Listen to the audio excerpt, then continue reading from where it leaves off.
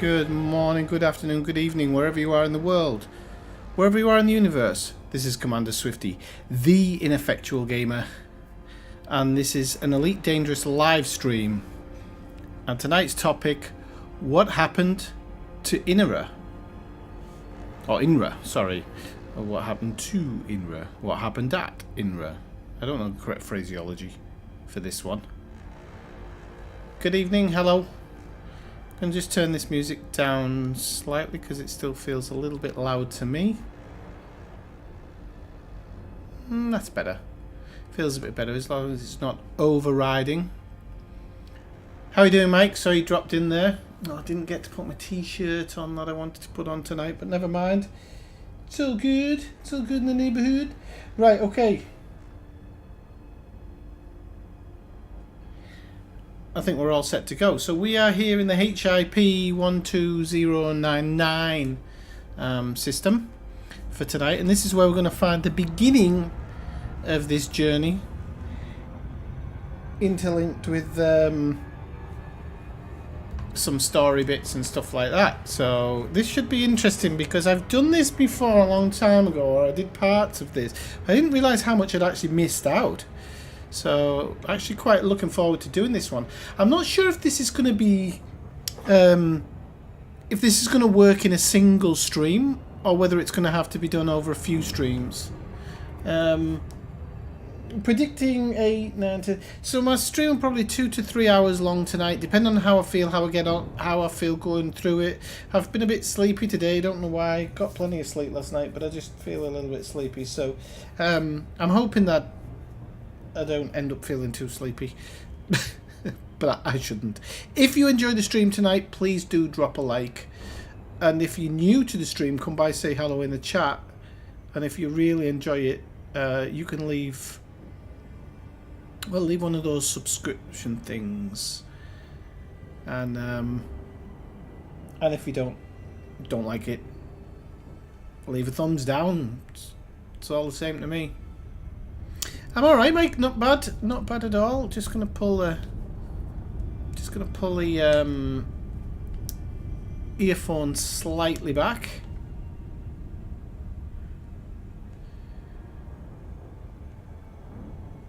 So I think we're going to be looking for a crash site on this planet.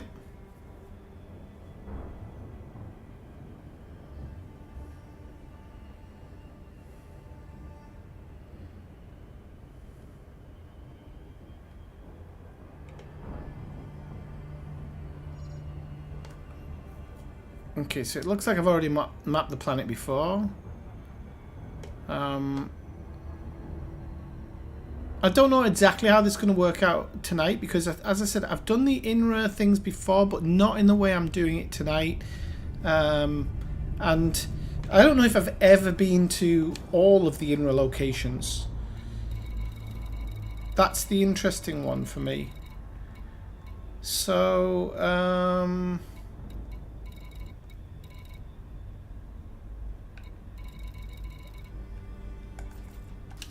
maybe we might have to get a bit closer, I think.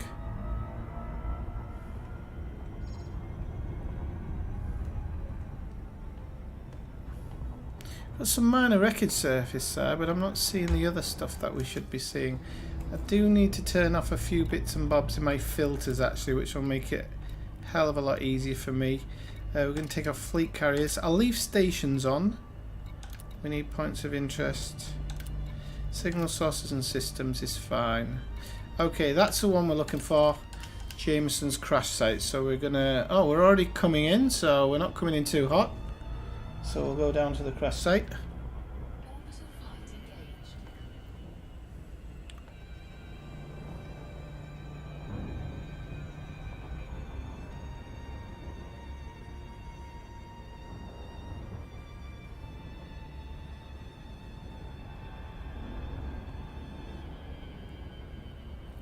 Has my fleet carrier arrived? Yes, it has. Okay, that's good. What have you been up to this weekend, Mike?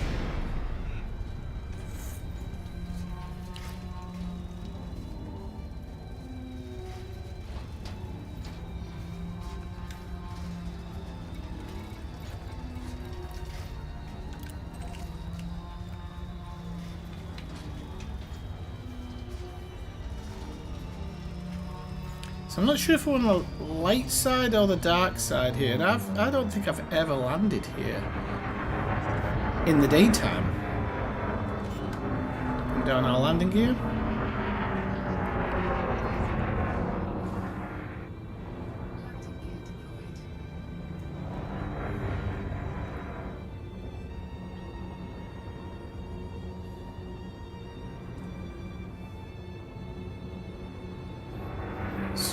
Here we can see a crashed ship, so we're going to get down as close to it as we can. There's quite a lot of flat ground here.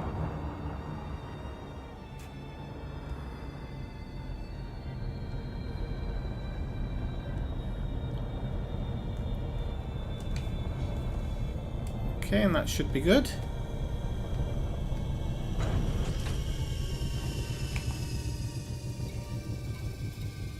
Okay, so we're going to go out in the Scorpion first.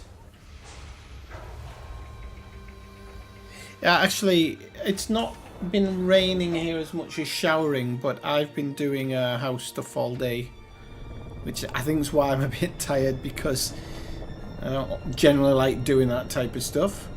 Okay, so here's the ship. I'm going to lock onto the first comms, if I can. I don't actually know where they are.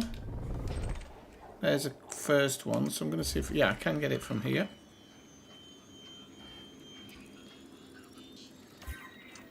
I'm going to grab that first one.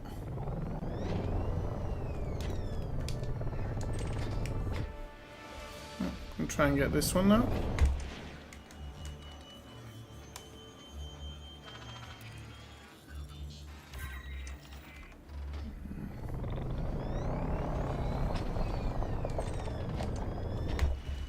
This one.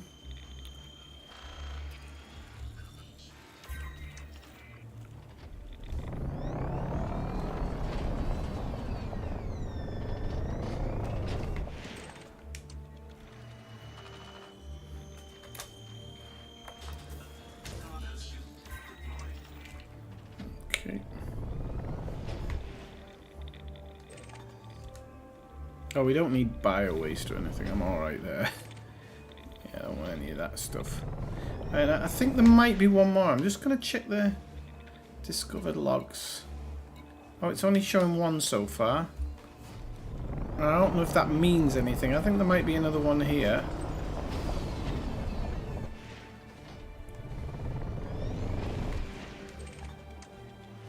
Yep, looks like it.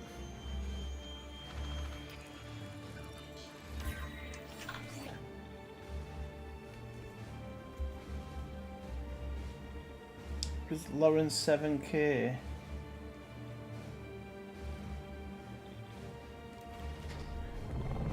I haven't heard of you before. I'm not sure if that's an advertisement or what. I don't normally... Ooh, cracked industrial firmware, nice one. But the storage is full, so I don't get any extra. Let me just pull away from the ship a little bit. We'll have a listen to the data, and then we'll go have... Okay, so that's just marking his ship. Right, so let's see what we get on the discovered logs. I'm just going to make sure that this has gone through right, because I don't understand why there's only 2 and a lot of scanning. Let's go back, blah, blah, blah.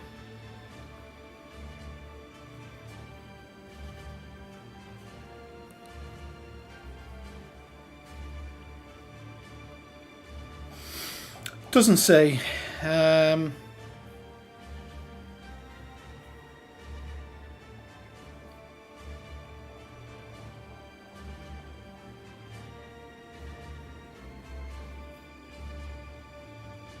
So let's have a listen. Okay, let's go through this. Ah, yes, see, look. That's 2 out of 4. And this is 4 out of 4. So we're actually missing some.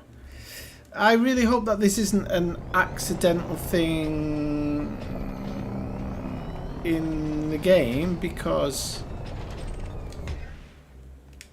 I've already done that one, haven't I? Yeah.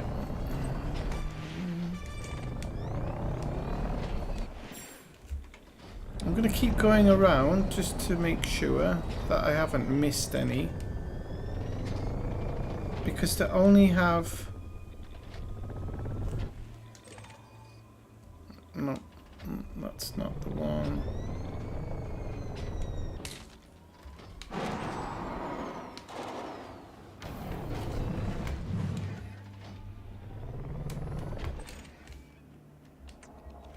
Just going to scan this one again.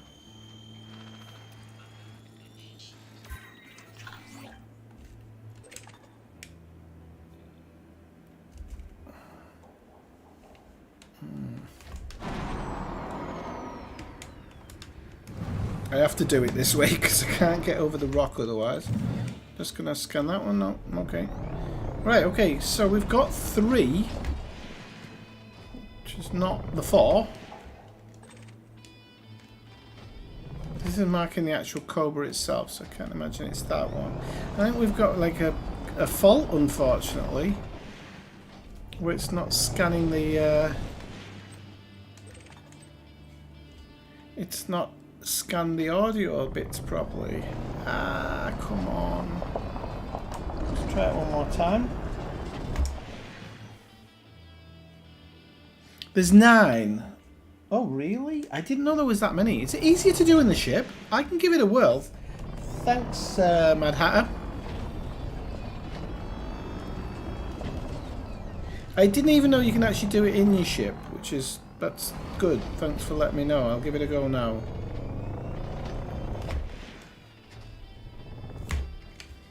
Board the ship.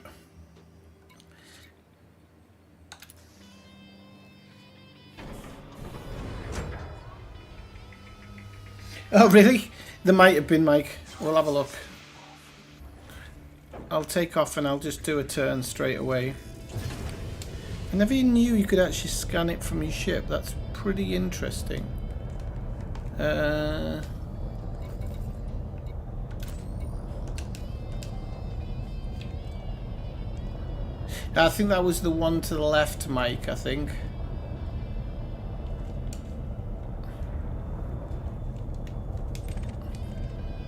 Right, let's try it again.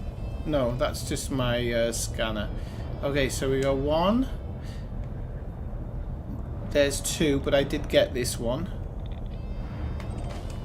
I'll do it again just to make sure, but no. Oh, hang on.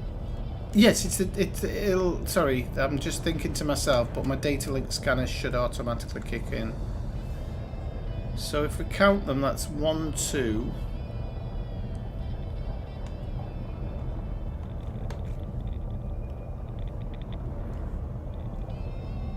There's really 9?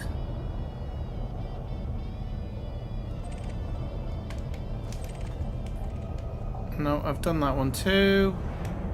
So 3, 4. Where would the others be? Are they further away from the crash site? Oh, what's that?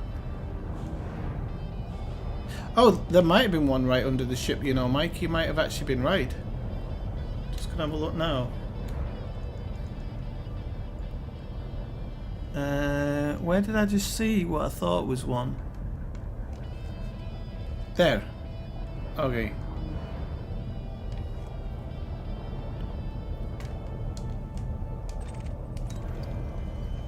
That might be the one I needed.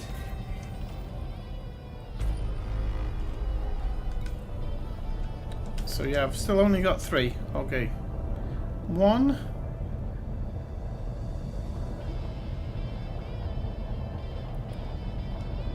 2. Ah, okay. Have I just literally not noticed like one of them? This might be the one I've missed. 1, 2, 3. No, it's not that one I missed. At least I don't think it is. No, 3.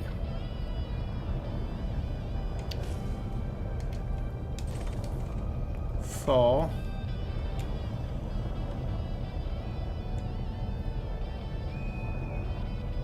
That'll be number 5.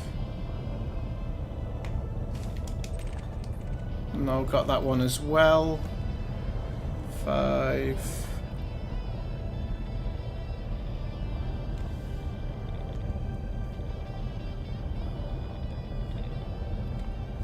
I might have missed this one. Yes. 6. Right, there we go. We've got our 4 logs. Thank you very much. Yeah, I know you can. I just do it like this for ease for me. I know other people are going, why is he honking? He doesn't. I know. It's just for me. But thanks very much for the feedback. Right, so if these are in order now, no, they're not. So I'm going to have to play them in order. So we're going to play this one first and see what it says.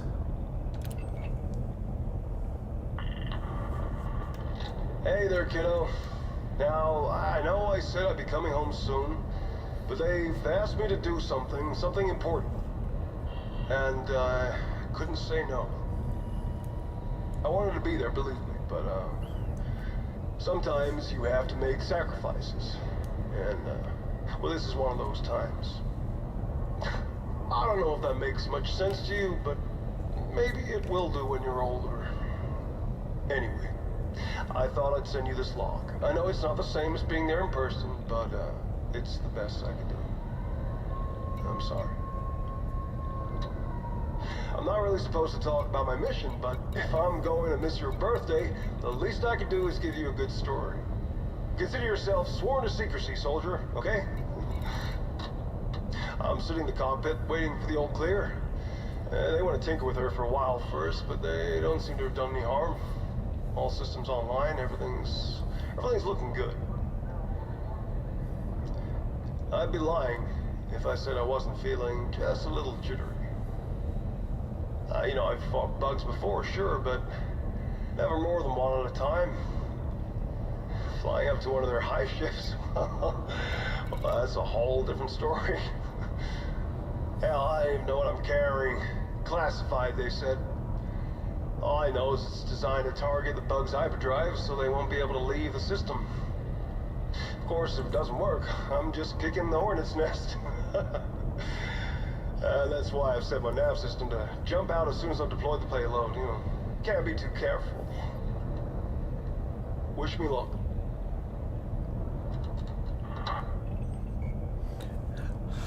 Okay, so as you know, we are currently in a war with the Thargoids again, but it's not the first time, and Commander Jameson, I think, was the first one to destroy one of the big motherships. So this is obviously his story. Classified, he doesn't know what he's delivering, so probably much like the nuclear bomb in the Second World War, he's not sure what he's delivering, he just knows he has to do it. So this is quite interesting. And we'll go on to number 2. That's this one.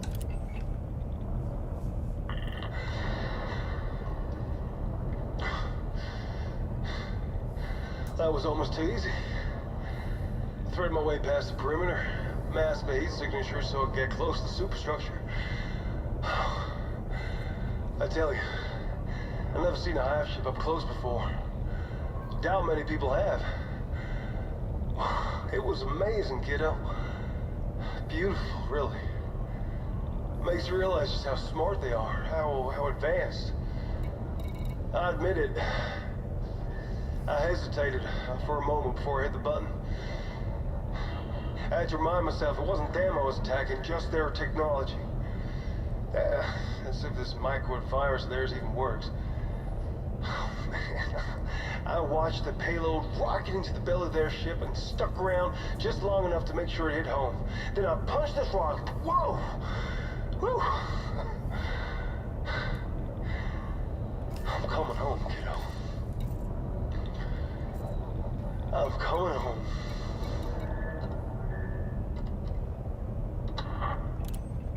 So I'm just listening to some of the noises around him, and I'm guessing the first one he was at a base somewhere. Ooh, that makes me feel a bit drunk. The first one I think he was at a base. It was kind of before he delivered it, but then that one seems to be afterwards. Okay, next one.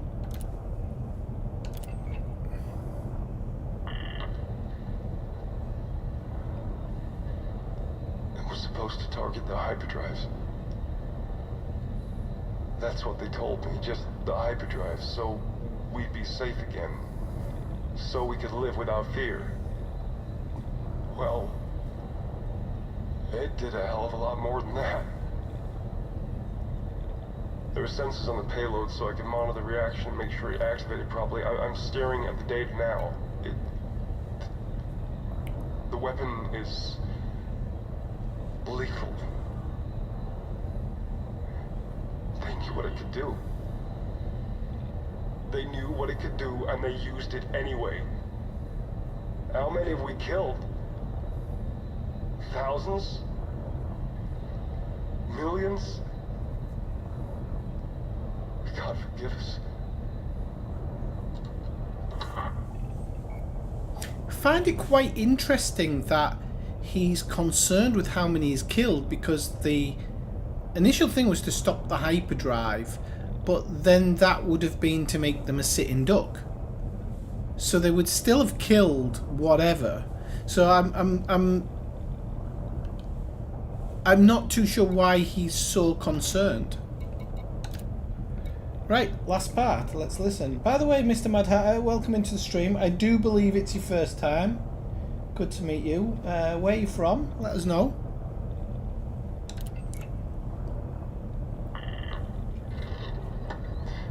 Got myself a bit of a situation here, kiddo. My guess is that they installed a program in my ship and set it to trigger after I deployed the payload. All my systems are dead. The controls are out. Can't even access the escape pod. And the ship is on a collision course. And there is nothing I can do about it. We need to inspect your ship, Commander. How did I fall for a ruse like that? Holy moly. Oh, God. I'm at least partly to blame. Gotten old, careless. I should have quit years ago. I guess I should have known they wouldn't want me coming back.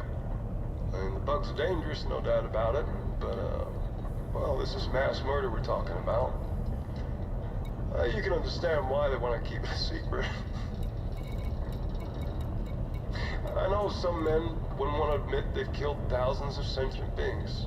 I guess the guys back at base think they're doing me a favor by burying me out here in the black. Personally, I'd rather people knew what happened. Even if I didn't come out of it looking too good. I don't have much time. There's a big old plan in my viewport, and it's getting bigger in a second. People will talk about what I did after I'm gone, the missions I flew, the things I accomplished. There's something I want you to remember. No matter what they say, whatever garlands they hang on my name, whatever they write in my tombstone, you were my greatest achievement. I love you, son.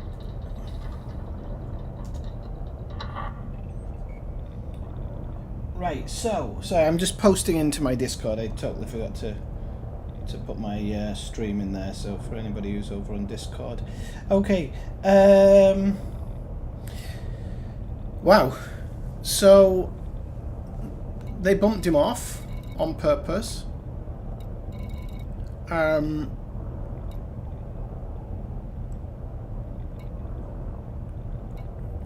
I'm still not sure why he's concerned about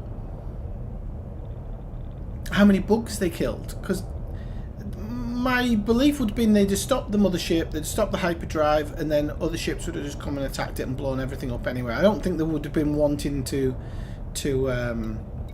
save the Thargoids. What I find very interesting is why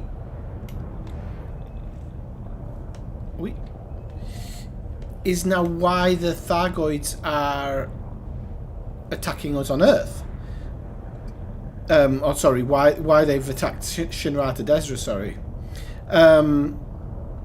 Are they looking for the INRA bases? Are they looking for INRA the group. What is their current? I don't know. What's their current?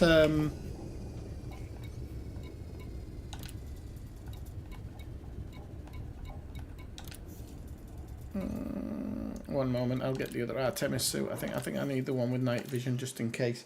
So what is the what's the Thargoid's reason for coming back to the bubble? Oh, nice, Louisiana. Mosquito heaven.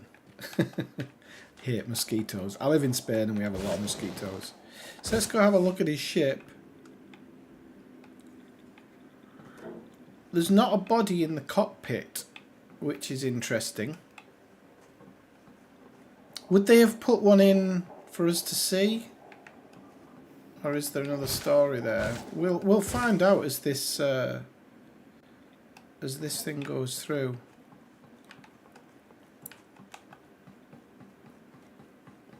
So there's bits of the ship lying around as well. But other than that, there's really nothing else here. There doesn't look like there's any signs of a body or anything. It's obviously some of his... there's some leftover bits from cargo that's fallen out. I'm just going to go check out this and see what this is. It's just another part of his ship. I thought it looked kind of alien from a distance. Okay, I love that you can now walk in these areas, by the way. It's great. It really is.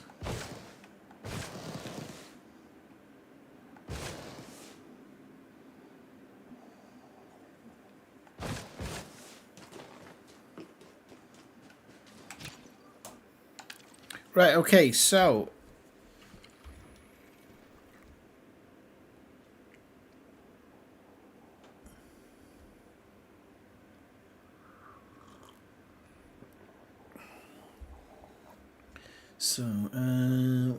we want to go to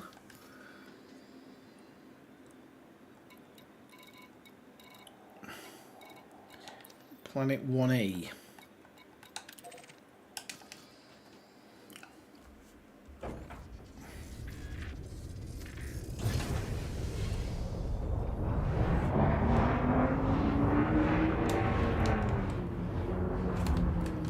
I've just been playing Mafia 3, which is set, isn't it, set in like a fake version of Louisiana. Absolutely love it. Great.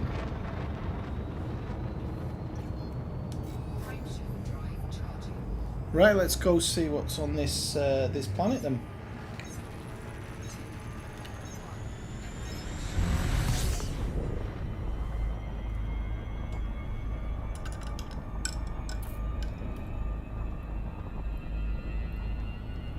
We're very close, we're really not that far, so once we're clear of the atmosphere this should be quite fast, because I can already see the planet's being mapped.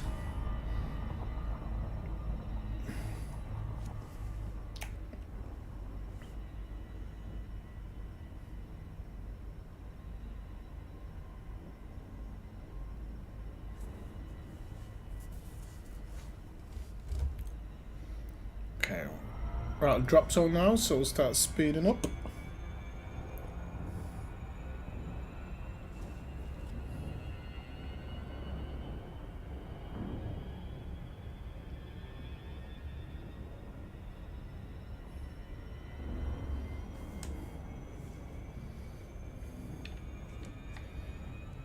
So I'm genuinely interested in piecing some of this story together in this stream, and if it takes 2 streams, it takes 2 streams. I don't mind,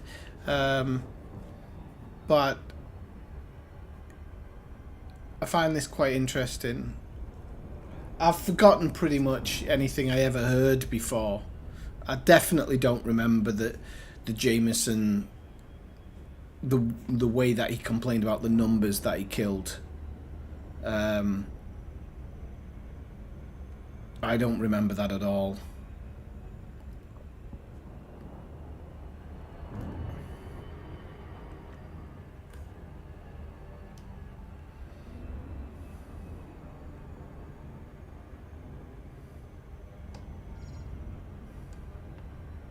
So as I said, this planet's actually been scanned, so if there is anything here, it'll show up. There was something else which was showing up, which said stack, which I didn't know what the hell that was. I've never seen the term stack before. And I'm not sure if it's what I should head towards. Just give me a second.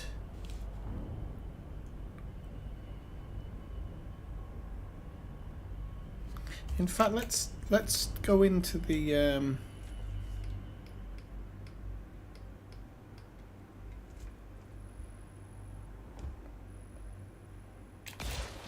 what have we got? 2 probes, so that'll be 1, 2. Oops.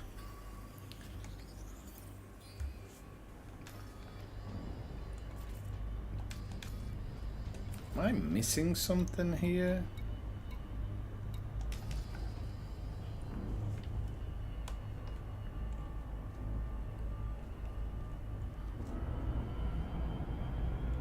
Right, I'm going to head towards where it says stack and see if that's what I was looking for.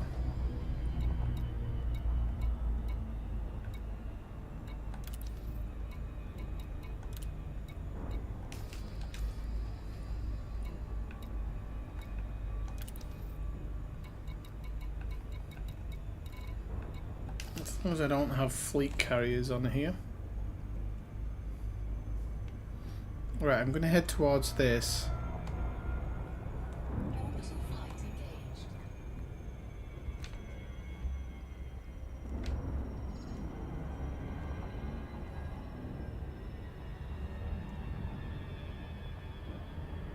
There we go.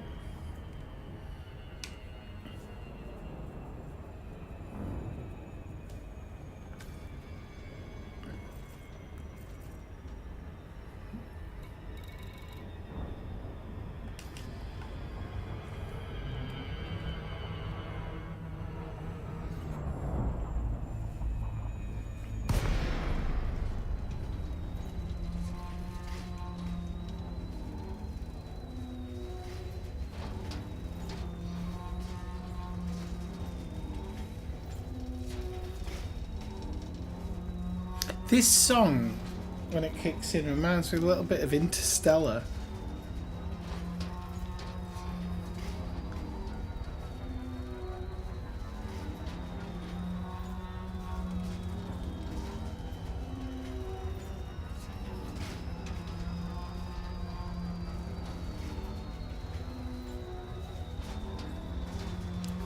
The music for this this stream is by Miguel Johnson, who nicely a long time ago dropped into one of the streams, which was really cool. Aha, what's this? Let's have a look.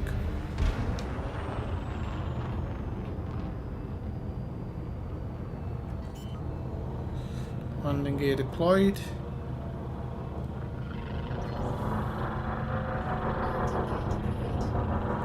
We definitely have something here.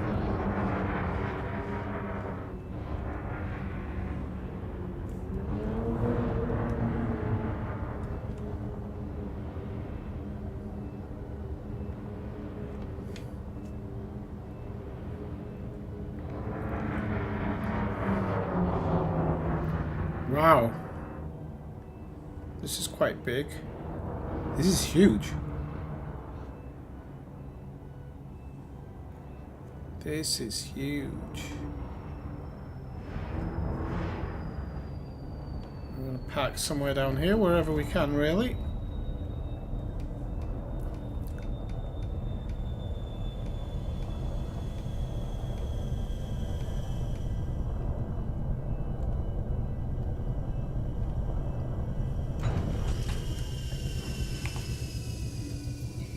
Let's disembark in the Scorpion. Oh, I need to change my chat around. I've accidentally got it down as top chat. Chat. There we go. So we're going to put on night vision for the moment, and we'll put on full beam.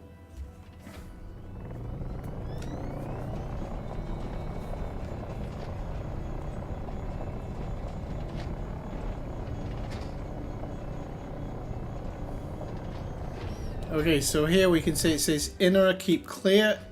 C23. There's some PFM up there as well. This looks quite decrepit. It looks like it's fallen apart, although I don't know what causes anything to fall apart.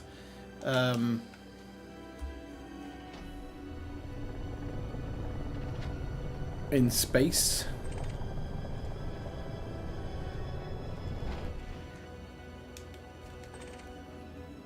Oh, some chemical processors. I'm pretty full on them though. So I don't know how many comms links there are in this one. This is one of those where you have to really search around for them. So we'll look around this this kind of flat part of the base. They really should have kind of allowed you to scan on foot. But I tried that the other night and couldn't find anything. There's one there, but I'm trying to kind of... Oh, there we go. There's one. Wherever that may be. Okay, that's on this side, so we should be able to scan this.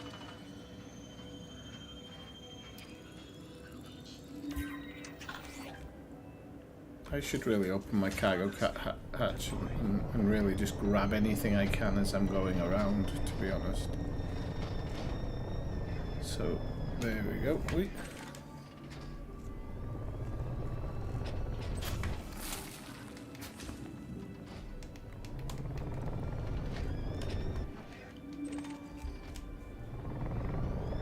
This looks like some type of hangar.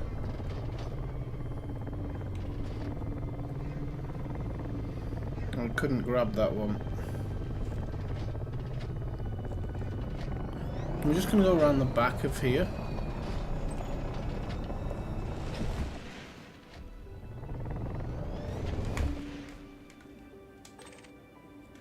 I think that's the comms link that I got before. It's on the other side. Yeah.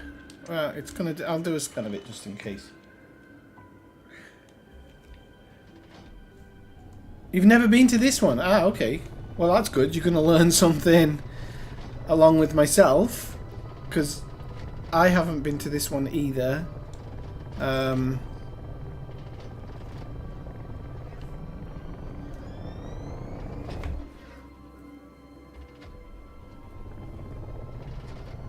Why didn't I pick that up? Ah, it's because I'm full. Idiot. Right. Let's just fly out here a bit. I'm just going to see if there's a comms panel anywhere on the back of this building.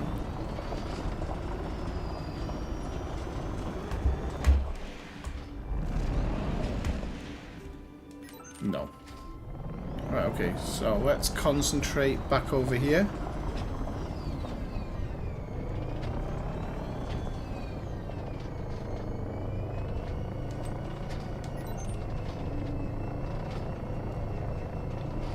Come back over a little bit.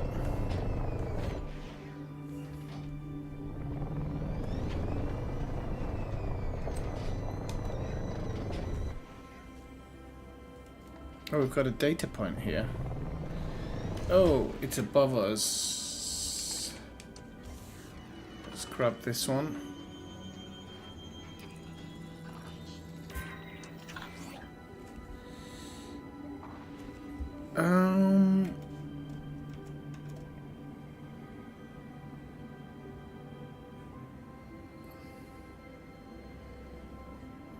Right, so let me just check roughly what these are. Right, so there's 4 in total. And it's called Living Specimen.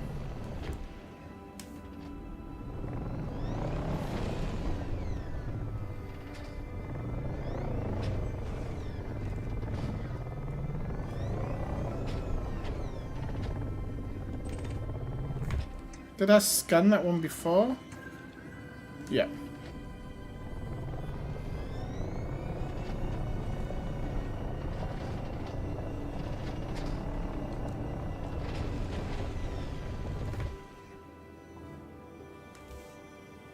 Where could this 4th one be? Just make sure it's not in my Hunt has, no.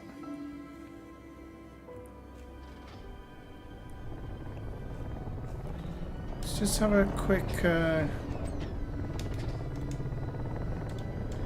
gonna have a quick fly around again.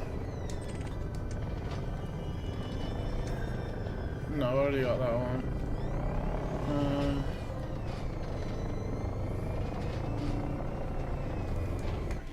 I know I got these, I'm just checking.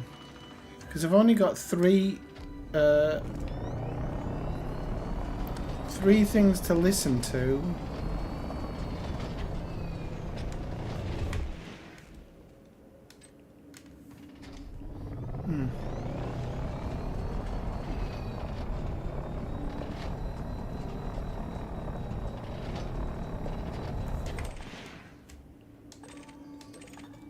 Okay, so that's one I've already scanned. I'm just gonna... Yeah. Right, okay, it might be up... There is a comlink tower somewhere, and I'm wondering if that's where the other part is.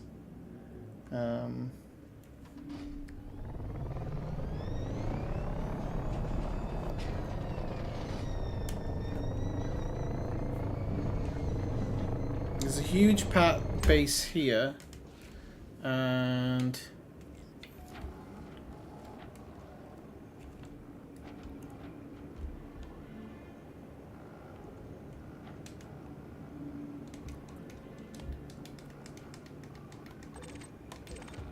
Right.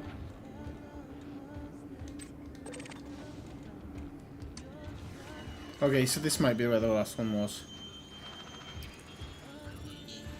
Incoming message.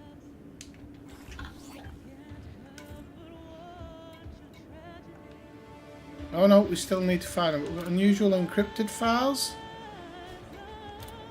and specialized legacy firmware.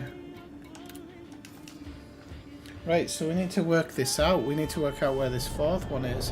I could always ditch the rover and have a stronger look around. I'm going to just quickly go around this thing.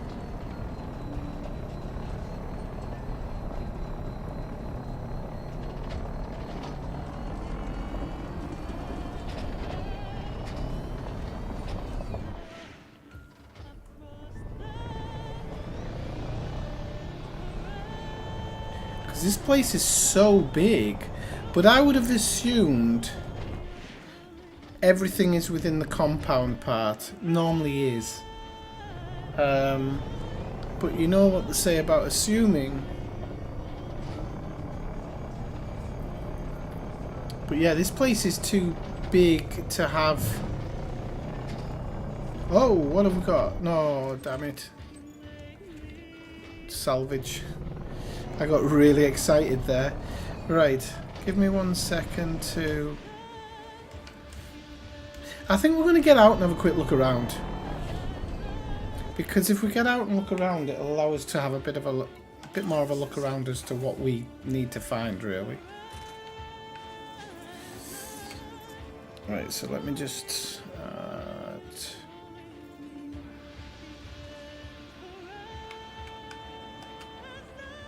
No, it's not that one. No. Right. Right, okay. Alright, I've got everything now. Right, what's this here? This looks like it could be... That could be it, actually. Right there.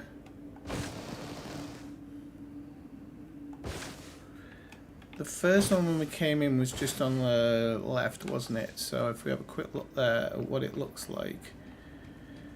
Yeah, this is the thing. It's like some type of really old fireplace. So if we go up here and have a look, that really does look like it, doesn't it? It looks pretty much the same. So that might be the one we're looking for. But let's just quickly have a run around over here.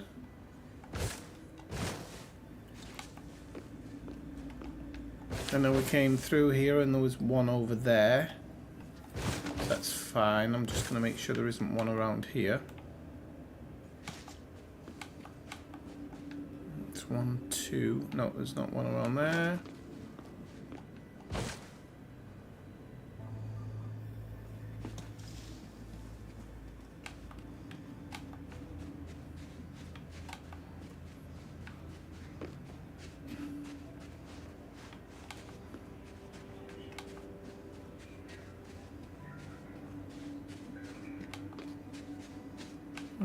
that could have been one up there, but I don't know if it would have been.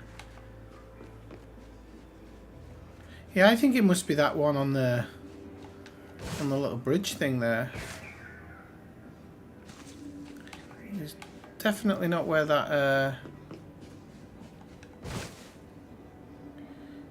data hub is there. There's nothing there. So yeah, I'm thinking, oh, this is open. What's up here? Nothing. I'm thinking that's it. I'm thinking it's the only option. It's the only place that really has it. Around here, I mean. But why didn't the SRV pick up on it is my question. There's nothing there. Well, let's give it one more go.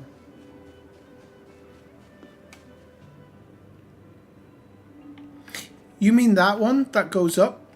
Yeah, I saw that, but I don't know if we can quickly check up there if there is, because I know I was trying to like not go up here because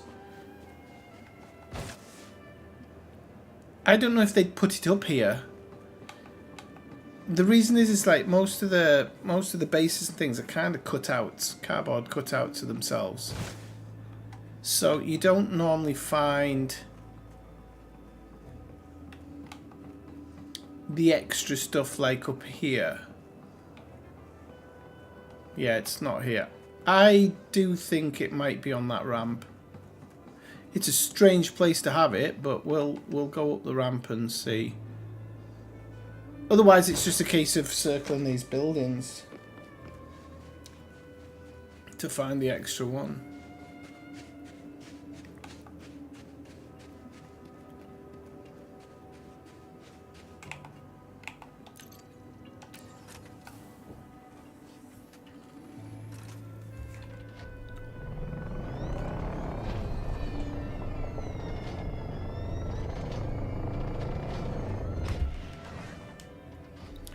Yeah, that doesn't actually look like it scans, does it? No.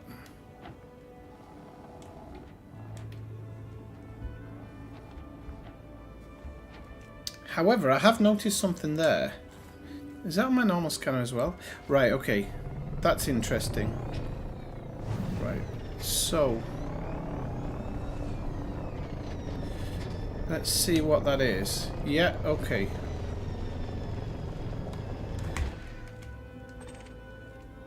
Did I scan this one? Yes. Right, okay. So we got 1.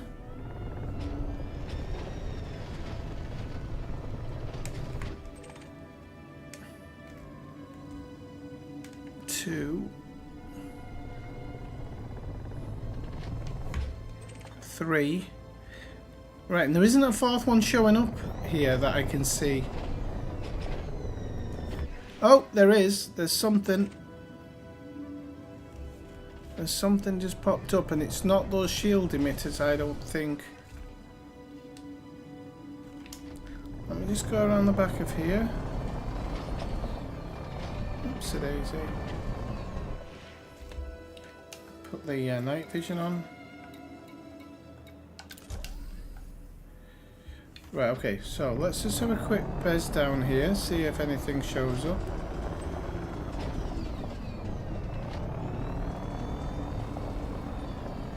So something did show up on the scanner, kind of on the back side of this one, which I hadn't noticed before.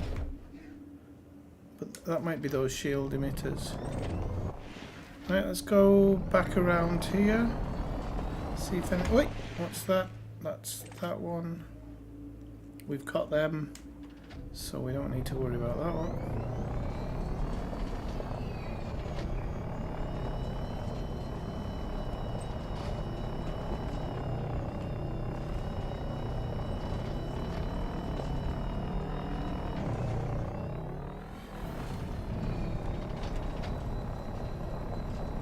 So there's definitely nothing around here.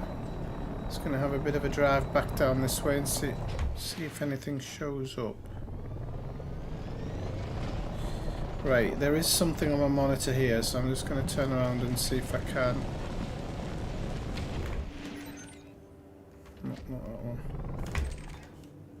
Oh, that's salvaged alloys. Okay.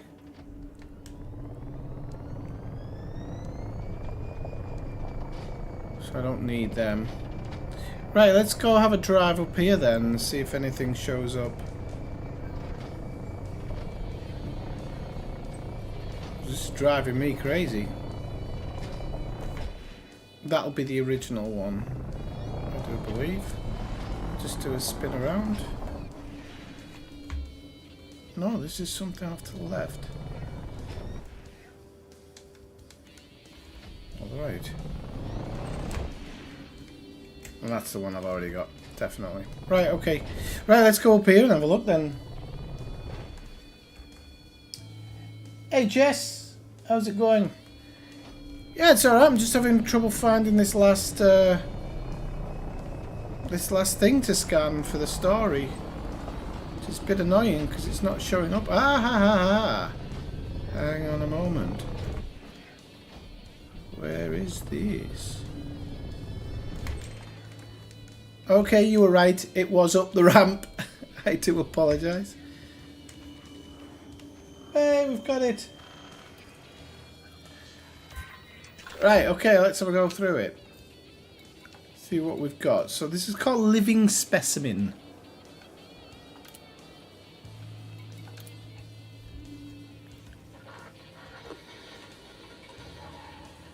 Always the same results. I keep telling them, there's only so much we can do with the samples we've been given. We need a living specimen. Okay, so it didn't say all of it there, but there's some information here. Complex molecular chains detected. Bonds weakened by corrosive agent. Unable to identify the agent. Structural analysis complete. Organic material analysed. Possible contaminant identified. And composition scan complete. Does anybody know the name of what we use at the moment to against the big Thargoids? Okay, next one. Living Specimen 2. Apparently they listened to me. We've been asked to build some testing apparatus in a secure enclosure. I drew up a preliminary specification, but was told the enclosure needed to be more robust. These creatures must be tremendously strong. Okay. So, these are short ones, but interesting. Let's see. The specimen arrived today. The security reports indicate that it made several escape attempts, the most recent of which resulting in a number of deaths. We must take every precaution. The specimen appears to be in poor physical health, but is undoubtedly alive, and it will certainly serve our purposes. I love how in the background you can obviously hear it killing people. The bloke's just like, it'll serve our purposes.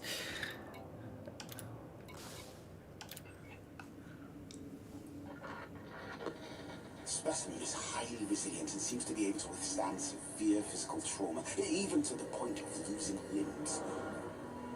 I was reminded of pulling the legs of spiders as a child. Unfortunately, testing on a non-human means no legal red tape to slow things down. Tomorrow we will begin experimenting with chemical and biological weapons. These creatures may be tough, but we will find their weakness.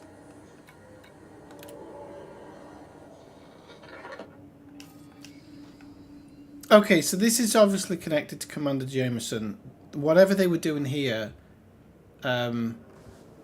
is the payload that he delivered.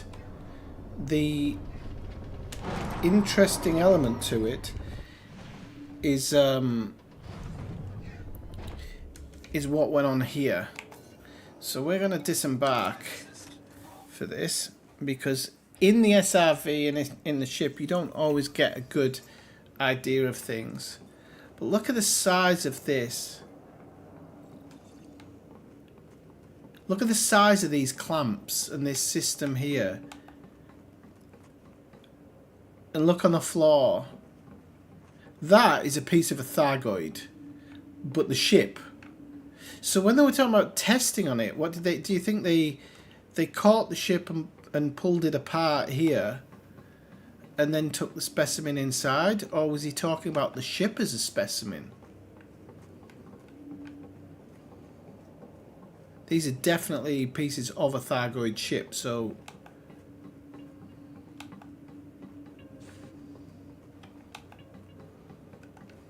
Let's go up to see what else we might be able to see, or where we might be able to get.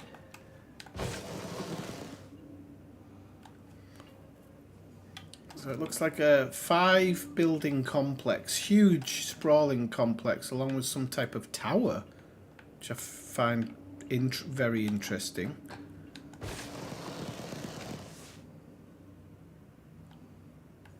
Seems to be an interconnecting walkway between the buildings. Oh, what does this say? Let's see. Danger, extreme, caution. Okay, so it doesn't say anything else.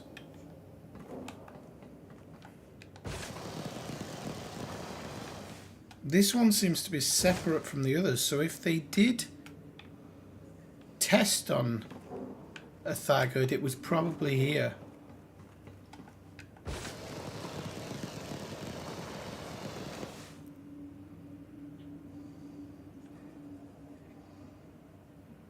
So this is I think this is about as much as we're going to get out of this location.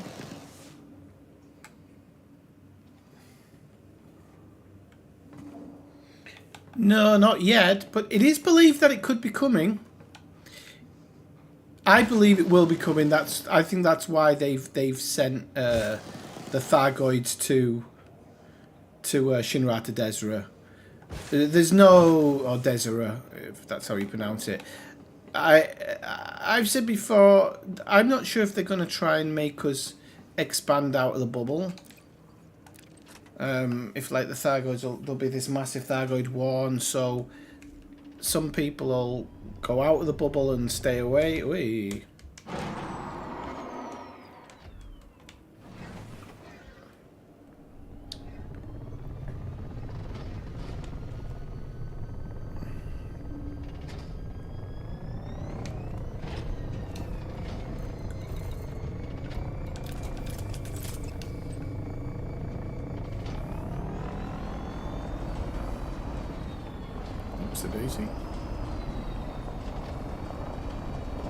By the way, people, if this is your first time watching a stream of mine, do come by, say hello in the chat.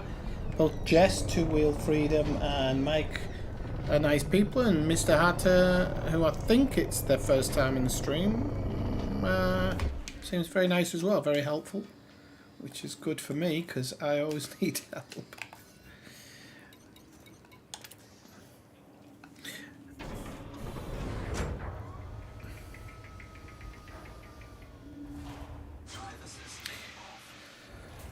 Okay, so I've got some inside information of kind of how INRA was found, but that base that we're just at here is not the first one that was found. The first one that was found was apparently found by an independent pilot who made a souvenir video after discovering it and sent a video back to his family in Seoul.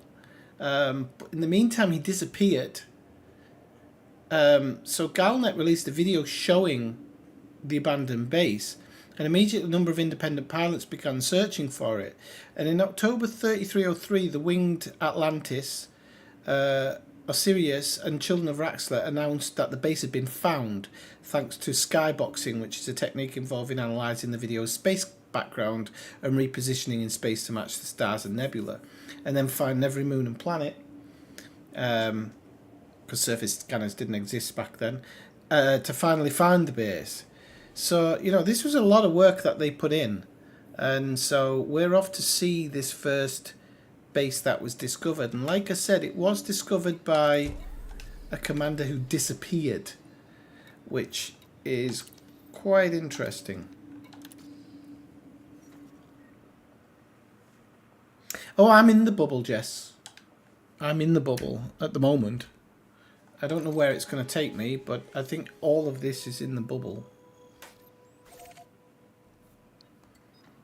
Right, okay, so we've got to make one jump to HIP 15329.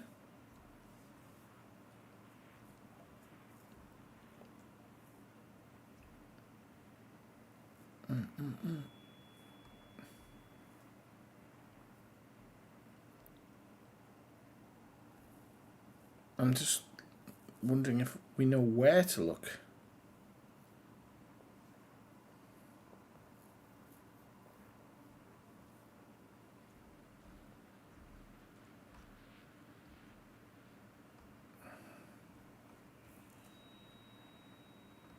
Right.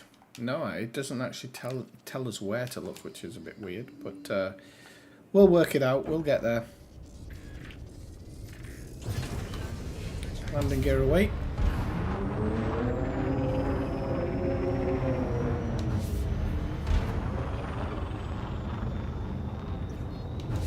Mass lock away and escape vector target.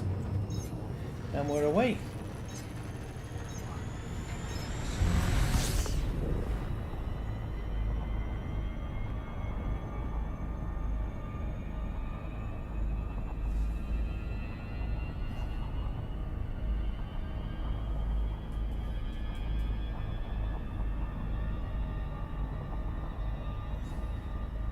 I'll be with you in a second, people. Just doing a couple of bits and bobs. Oh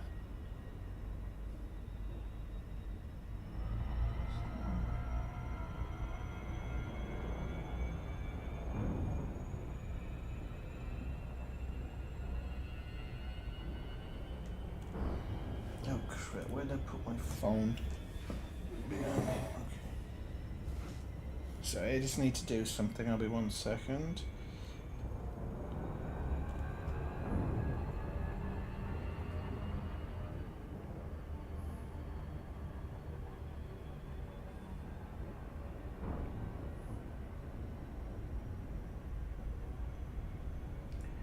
Right, okay, what's that?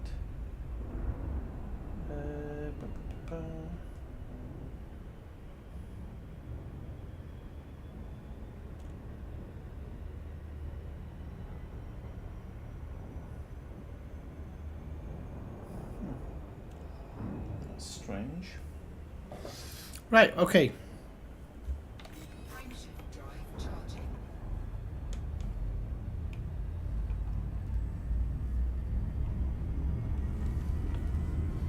So I'm hoping that once we're in the system, we'll actually know where to go.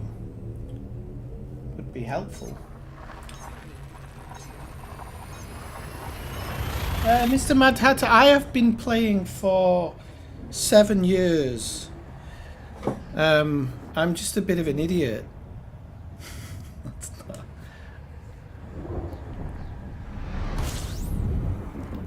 I suffer with lots of issues. So I've been playing a long time. I'm normally like Discovery type pilot. Right, okay, so I think what we're going to do in this system in order to find this, because otherwise it's probably going to be too hard.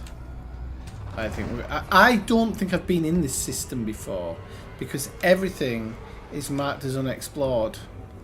So I think I've never been in this system before. Oh yeah, you might do, Jess. I mean, how long have you been away? How long have you been away? It's been long enough. So let's go through the system and scan everything. It's a bit of a ball ache, but I don't think I've been here before.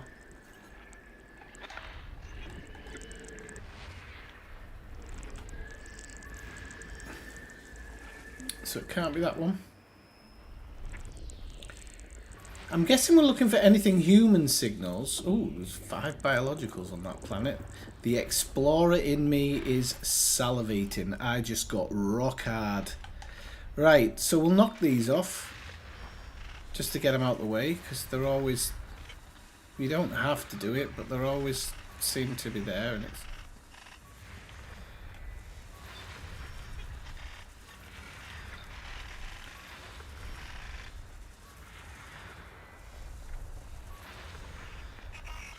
Absolutely.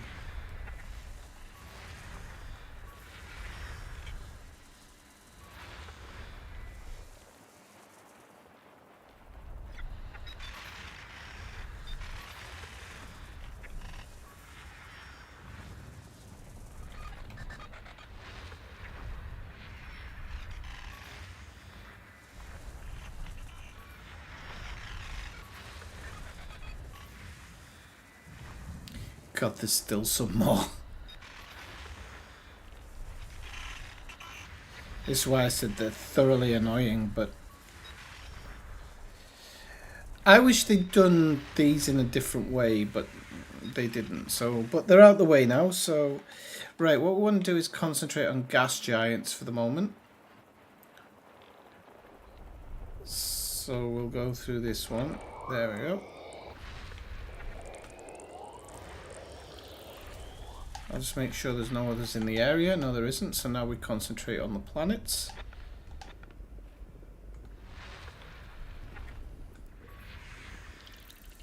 Nothing on that one. So my guess would be we're looking for anything with human signals. And I don't think they're going to be at a second sun. I think they're going to be... Geologicals.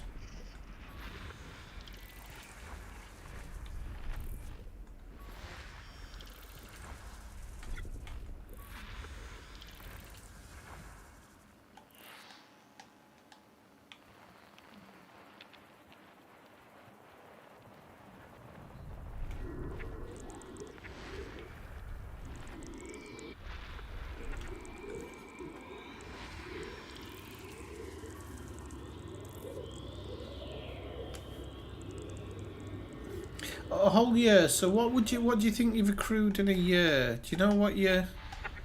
Can we do a basic maths class? What do you think you might have accrued? Is that still on console there, Jess?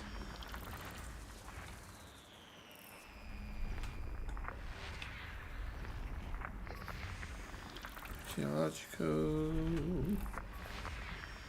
No.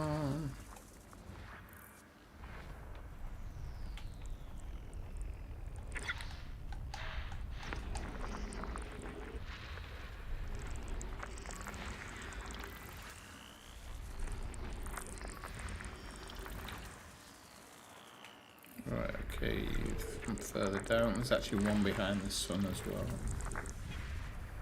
Oh, there's more than one actually. How many bloody things are in the system? 55. Okay, alright. I haven't missed any, have I? I don't know if I was just on autopilot for a second there. I'm sure I've got ADD.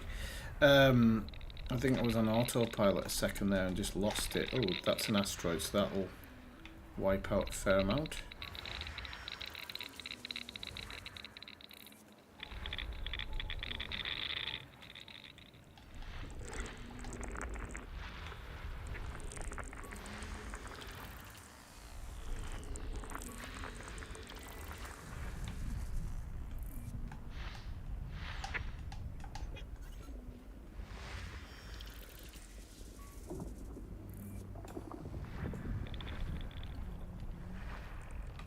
Nothing so far.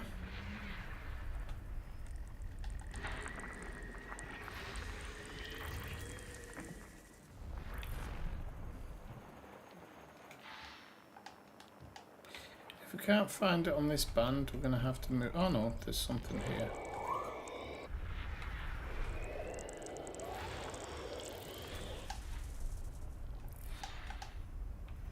Let's go down here. Nothing. Nothing. This cannot be a game. This cannot be a game of last one.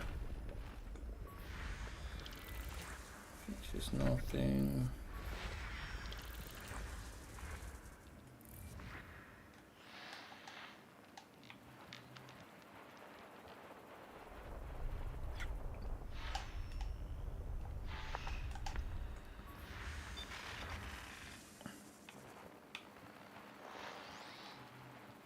Right, okay, we're going to have to spread out, I think, a bit here.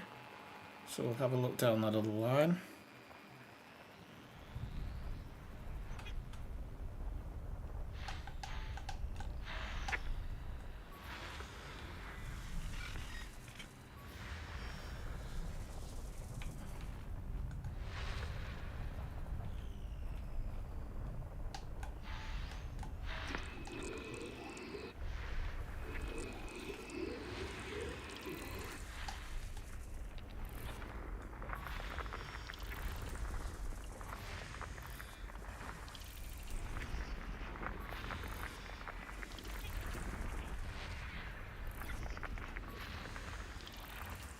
Seen a lot of geological, but I haven't seen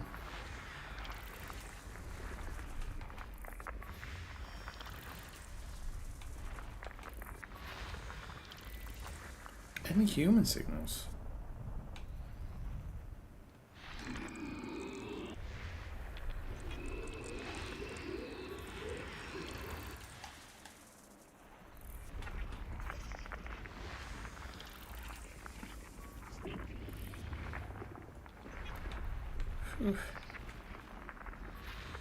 We're nearly there, and this isn't a game of last one.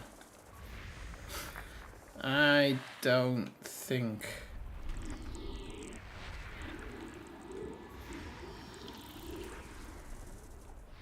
I think I've missed it.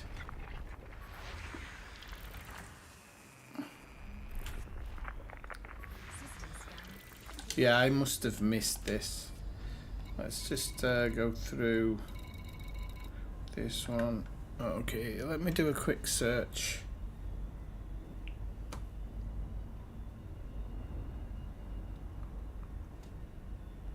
Right. I might have misread my information, but not about the system. I might have just misread where it is.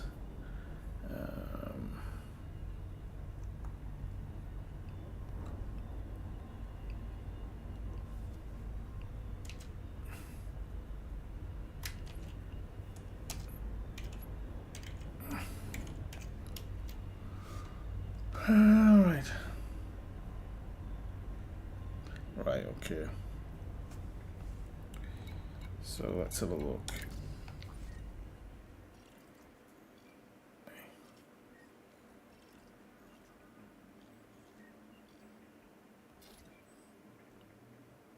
Right. So we're going to tag that.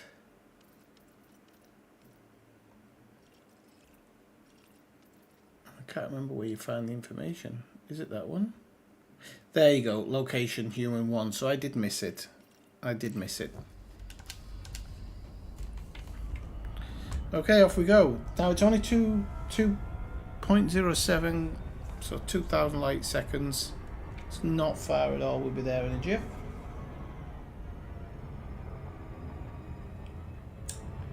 Alright, so 700k is what? 2 months is 1.4 times 1.4 by 6. 816.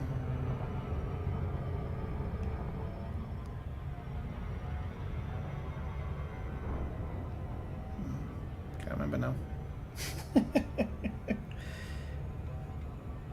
816. Right, so 16. And then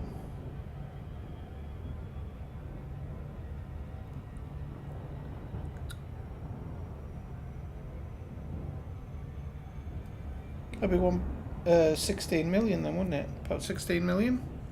My math's right on that one.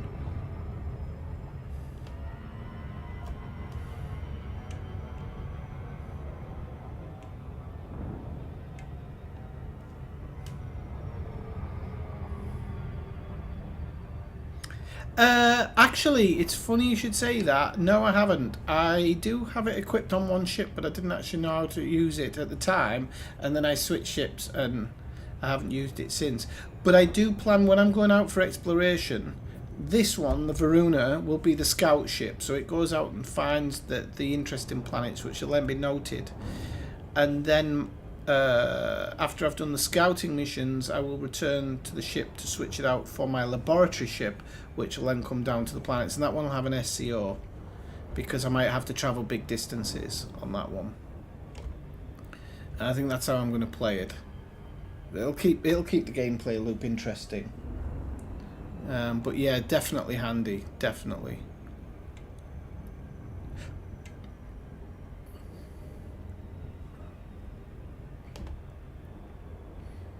So I'm going to have to do a surface scan of this one, because as I say, I've never been in this system before, and this is what I meant when I said earlier that I've done the INRA bases before, but I don't think I did them correctly, and I don't think I found all of them when I did them. Right, so we got to do it in 4 probes. Alright, that's not difficult. 1, 2, and then we'll go 3 and oh.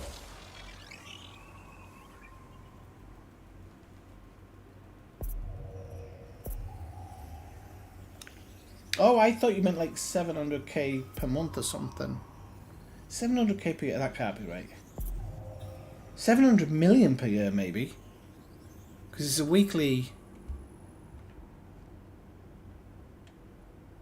Why is this not showing as scanned? That's weird.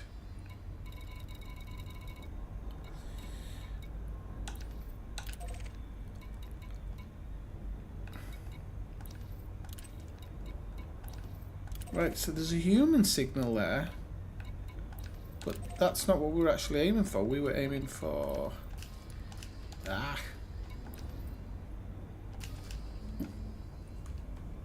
wonder what that's for then. By the way, thanks for dropping the likes, people. If you are watching the stream and you haven't watched before, please do drop a like if you enjoy it. I have a feeling this is going to be over 2 or 3 streams, this one. I mean, I think as we go on, obviously, as we do it, I'm going to pick up speed and be doing them a little bit, like moving around a little bit faster, but...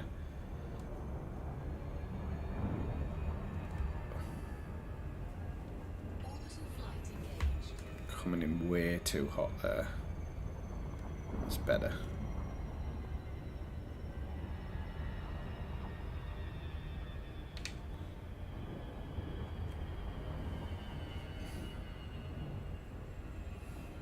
So yeah, I will once I go out into the black, which I'm going to actually send the fleet carrier very soon to start the journey. I'm going to stay back in the bubble and do some things until maybe the end of the year or maybe around Christmas, and then that'll be it. I'll go out into the black. But I will be leaving some ships in the bubble, because I will want to come back to the bubble periodically.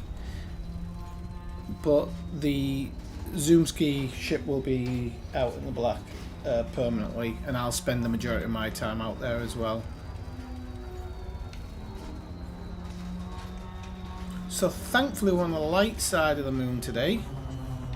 So that means we should it should be easy to spot things. We don't need night vision, for example, anymore. And definitely when we're on foot, it'll be a lot easier.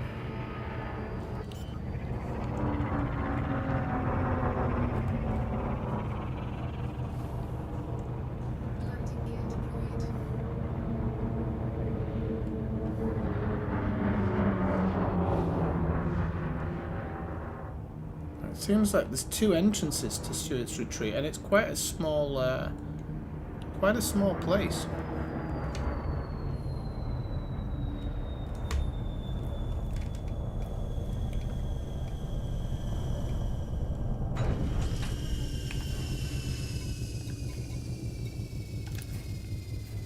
Let's deploy the SRV. Let's see what we're dealing with here. Where's my 1 second? I just need my restream. Right. Okie doke.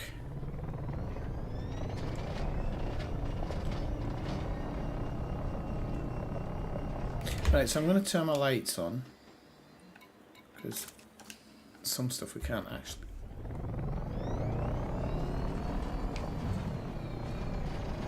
Okay, so this one says INRA.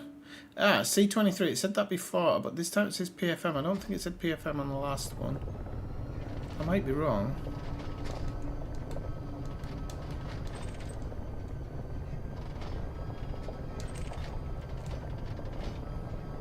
Okay, so we've got a comms link directly in front of us, so we're going to scan that.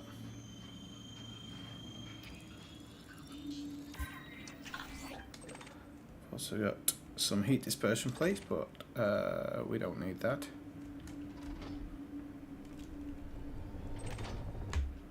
Mechanical scrap, we do need that, so I'll put the cargo scoop out and just take it.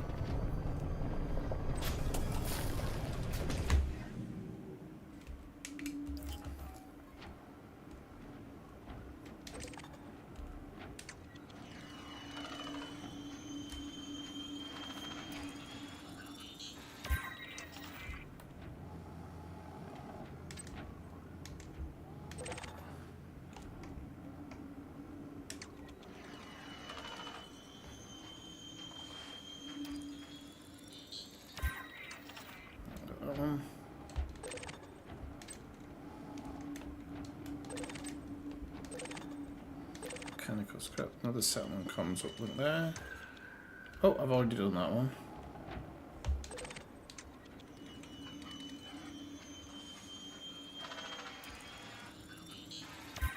Right, I think that might be... I think that might be the settlement comms done. No, there's one missing. Right, okay. So let's just try one more. So I've got the date point there. That's in front of me. We got that settlement comms uplink.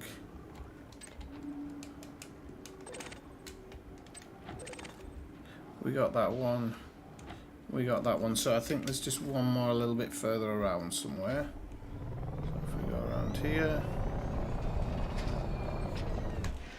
There it is. I think that's it. Wait. There we go. I think that's the one, isn't it? Oh no, that's... I've already got that one. Right, let's go over here.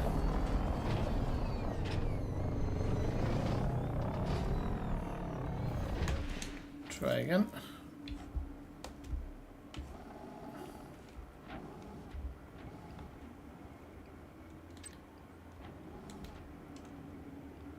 Maybe not yet.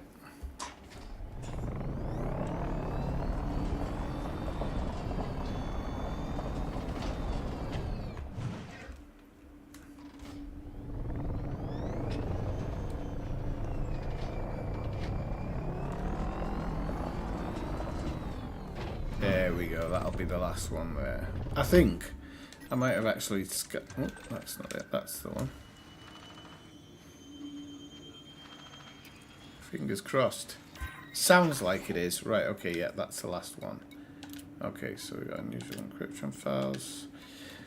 Okay, so this one's called Whistleblower. I know, it really is actually sad how many people have left. I mean, it's kind of getting a comeback now. And a little bit more support from FDev. And there is a lot of new people coming to it, but it just feels like, you know... I've said it before, I really feel like they should have done a code upgrade a long time ago and just bit the bullet. And it would stop all this stupid stuff of them trying to fit stuff in and whatnot. But hopefully they might do it eventually. They might do it eventually. Okay, so Whistleblower, number 1.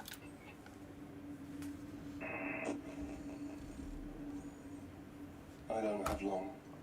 Once they realize I'm gone and the data's been copied, they'll send their attack dogs after me. I know they will. But someone needs to show the galaxy what the INRA really is. What it's doing. What it's hiding.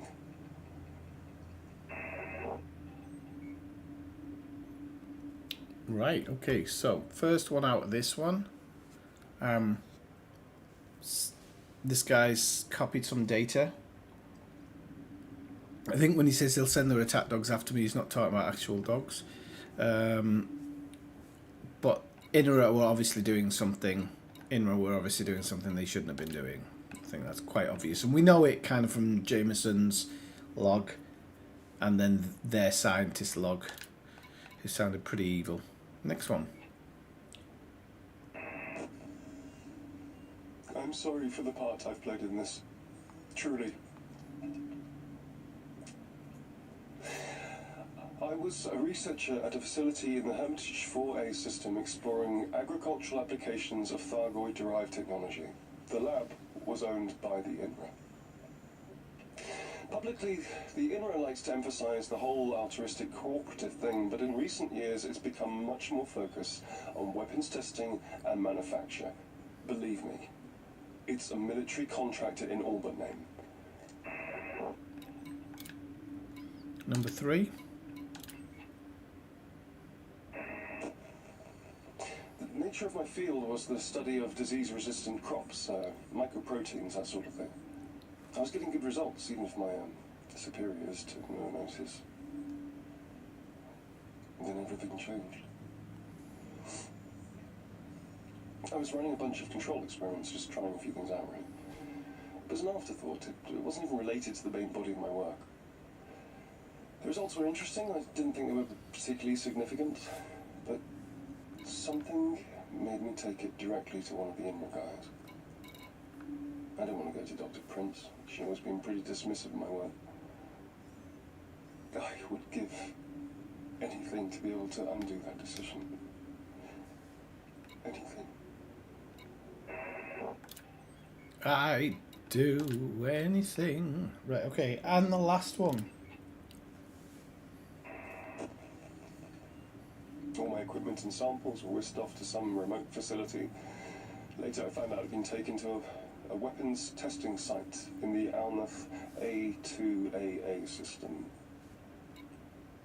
My research was used as the basis of a new superweapon designed to destroy the Thargoids. I heard they experimented on live captives. I doubt any of it was strictly legal. It certainly wasn't ethical. To the public, the INRA is a symbol of all that is possible when superpowers set aside the differences and work together. Well, it might have started off like that, but it's something very different now. Progress at any cost. Might makes right. All our worst impulses channeled into an unaccountable organization focused solely on making bigger and more powerful weapons. Bigger and more powerful weapons. God. If you find this, if someone finds this, make sure it gets out. Please. It's time people knew the truth.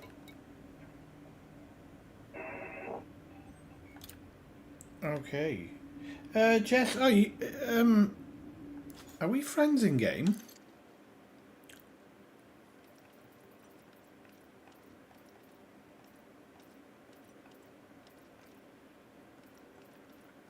No, you should add us in game, Jess.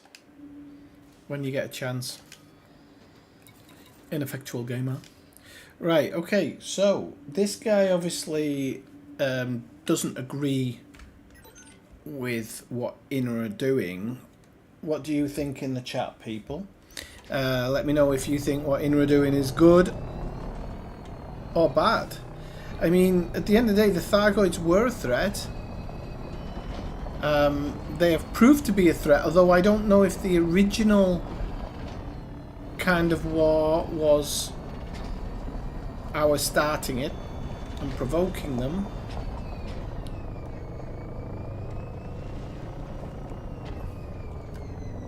I mean, he talks about it being unethical, and yes, by human standards, it's unethical. However, how do you talk ethics when you're thinking about a species of alien who probably, and not probably, who will have a completely different value system to you?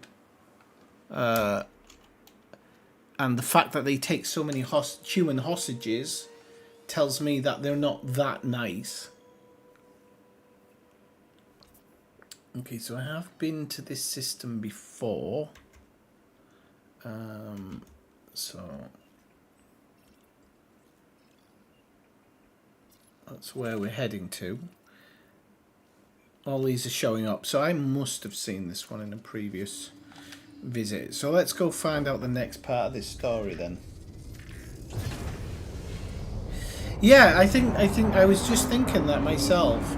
Did we make them our enemy? Did INRA start something that, you know, turned the Thargoids against us? But they were in a war with the Guardians previously, weren't they? So it tells me that the Thargoids are probably invasive. The fact that they're insects as well, they probably are an invasive species who come in, do what they need to do, and probably take over and use the other animals as they see it, as their own science experiments.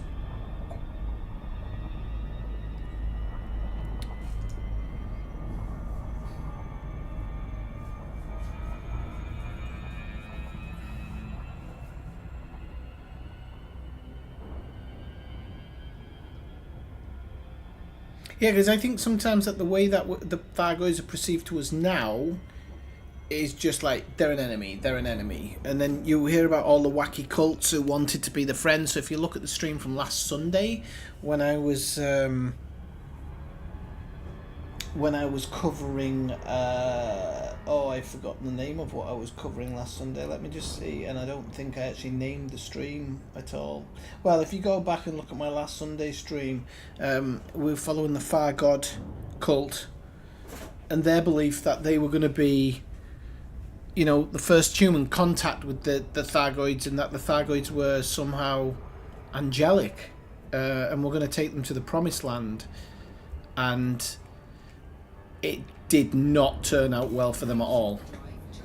So it tells me the Thargoids are probably not, whereas we might have instigated something with them. If they'd have found us eventually, we would have probably been their, we'd have probably been their Sunday dinner, I do believe.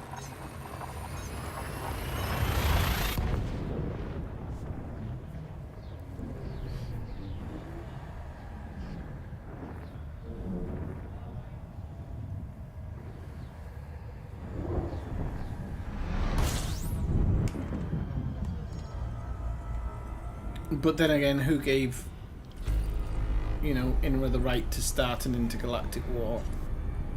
Would also be another question. You know, what makes INRA think that they can just go and do that?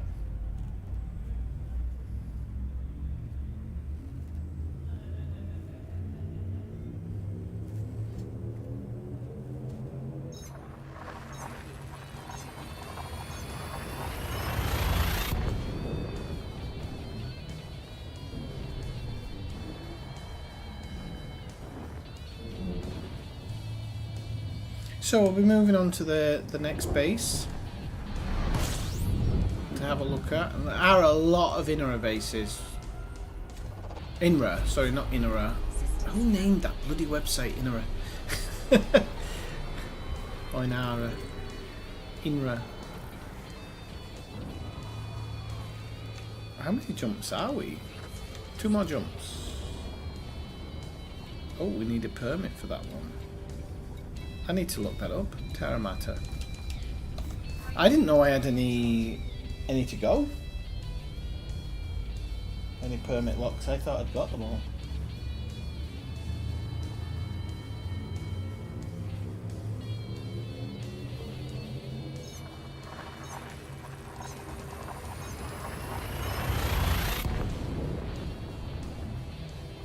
Hang on, you... But I was never on your console as a friend, because you can't cross over, can you? Whoa, the exclusion zone of that is huge.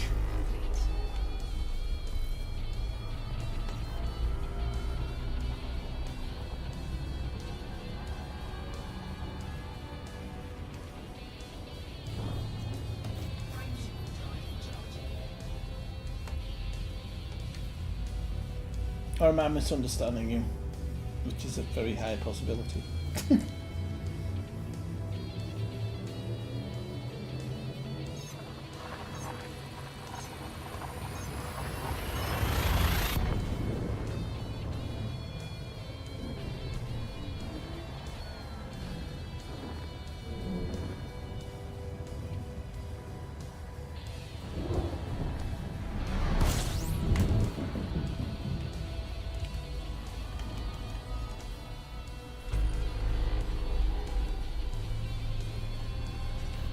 I wonder why they built a base in this system. That sun is not very hot, and so they would have probably, this base would have been freezing wherever it is, which it might notify us when we try and go by foot. Sweet Pea, you having a nightmare, Sweet Pea? You alright? You having a nightmare? It's alright. What is it? Alright. Right, so I'm not talking to myself, I'm talking to my cat. I don't actually know if she's on camera or not tonight, because I haven't actually got my preview in it. Oh yeah, she's got a pride of place.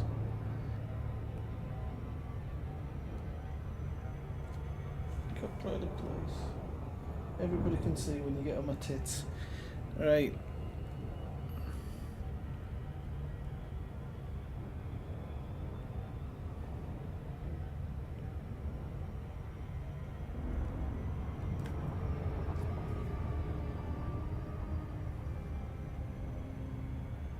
Right, so get something.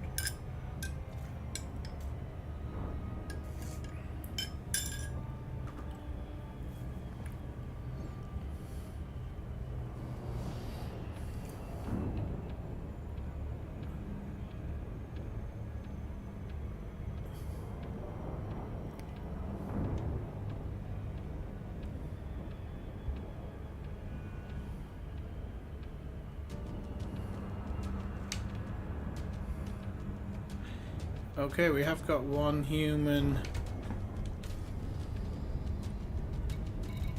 signal, and we're going to go to Hollis Gateway. Which I'll be interested to see exactly where that is.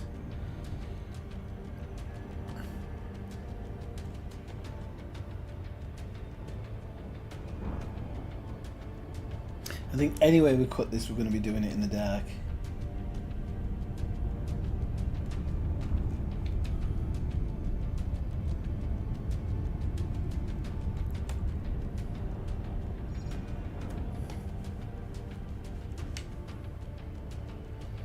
I'm going to come in a little bit under, and then as we hit the atmosphere I will go a bit over.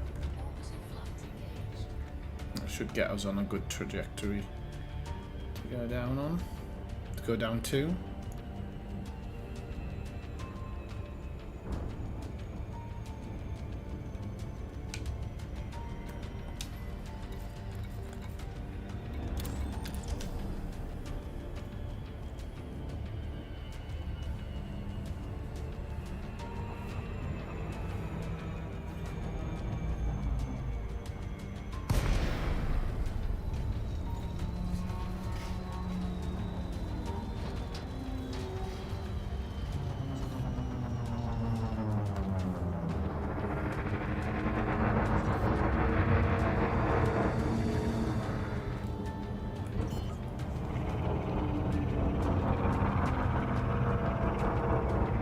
Okay, so this is a very different looking base. It's kind of like some silos here, which I'm guessing housed some of the compound Jameson would have used.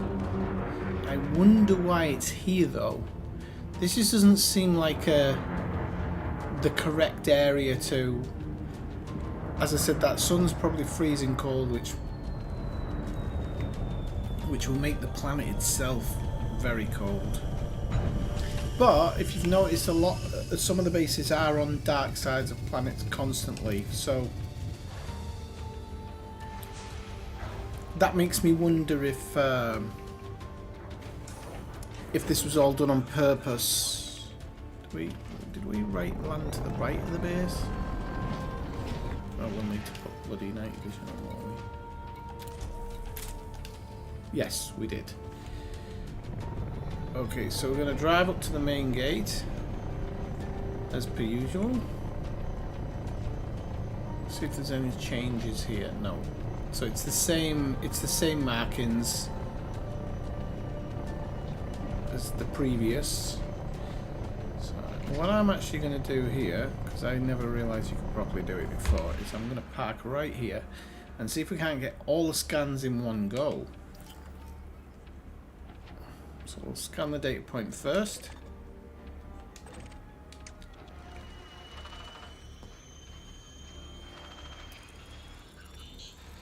Incoming message.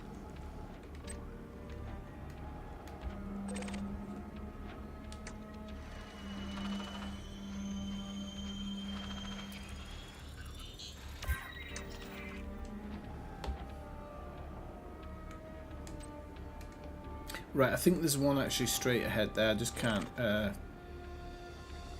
get to it yet. There's another comms one there, so that's a bit of a distant one.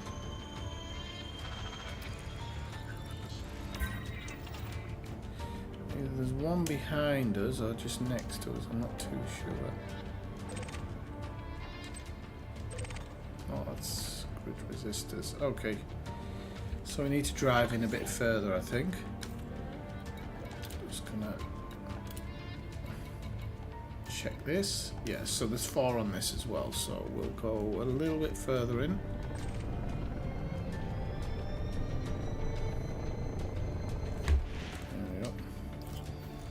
Just saw something pop up there, so let's make sure it's not something that we've missed. Oh, there we go, Salmon comms link.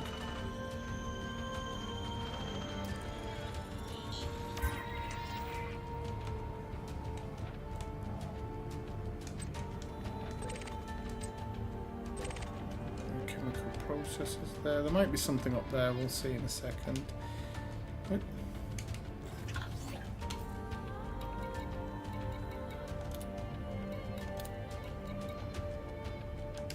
Oh, yep, still missing one.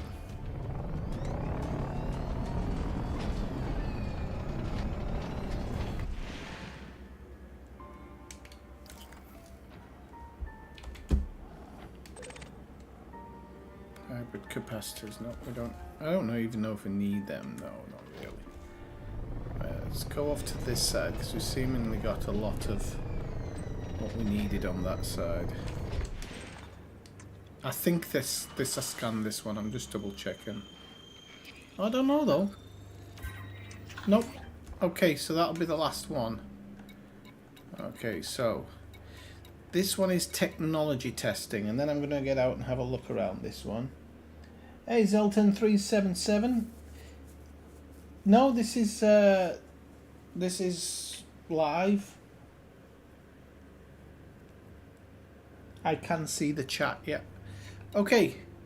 So technology testing. Let's see what this one's about. We received a very exciting delivery today. Pieces of recovered Thargoid technology, even fragments of spacecraft. Most of the samples are damaged, but we should still be able to put them to good use.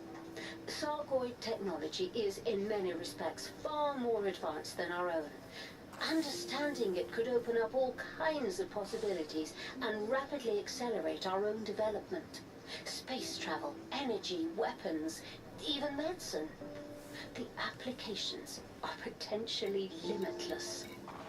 I suspect there's a key discovery to be made, one that will open up the aliens' technology to us. Who knows? Perhaps I'll be the one to make it. But I'm getting ahead of myself. There's lots of work to be done before we can start popping champagne corks. I've given the research teams their assignments. Let's see what they can find out. I am using the Scarab SRV, so it's the combat SRV. So there's two you can buy, and this one's the combat one. I like it because of the way it drives. It's slower than the other one, but it also doesn't. At top speed, I think it's the same, but it doesn't have the acceleration of the other one, so you don't skid around as much. And it looks cooler, and it looks like it belongs. So I just use this one by default. Right, the reason I raised my finger then when we listen to that is this is why we are now in a war with the Thargoids. This is why today we are still at war with the Thargoids. This doctor, who I am supposing is Dr. Davies, did it say in the... Hang on, let's go through the whistleblower. I'm sure he said Dr. Davies. That might have been in number 3. He was talking about somebody not paying attention to him. Dr. Prince, sorry, and it's saying she'd always been pretty bit dismissive, so we just heard a female voice. So I'm thinking this is Dr. Prince. What I find very interesting is the line she said, understanding it could open up all kinds of possibilities and rapidly accelerate our own development, space travel, energy, weapons, even medicine. The applications are potentially limitless. So this is a situation of INRA deciding what's best for humanity, and this is where it does start getting unethical, because they're capturing and killing Thargoids in the hope of making money and bettering mankind. That bothers me a lot. What do you think in the chat? Let's listen to the second part. Progress is slow. And much of what we knew about the Thargoids, or thought we knew, has had to be revised. But I suppose that's to be expected. We now have 12 active research projects focusing on a number of different areas. I find myself growing impatient with some of my colleagues. But that's the problem with being a perfectionist. I set high standards for myself, and I expect others to do the same. And she seems like she was on the fast track to get stuff done. Phase 3 has been a failure. I sincerely believed we were making progress, but just because something works in theory does not mean it will work in practice. There have also been issues with the junior researchers. Some of them think they're being monitored, and one actually believes she's being held here against her will. Of course, those who have worked in this sector before know this is not the case. Naturally, our employers keep an eye on us. The work we're doing is extremely sensitive. We're researching alien technology, after all. It's a question of security. Some people can find a conspiracy in anything.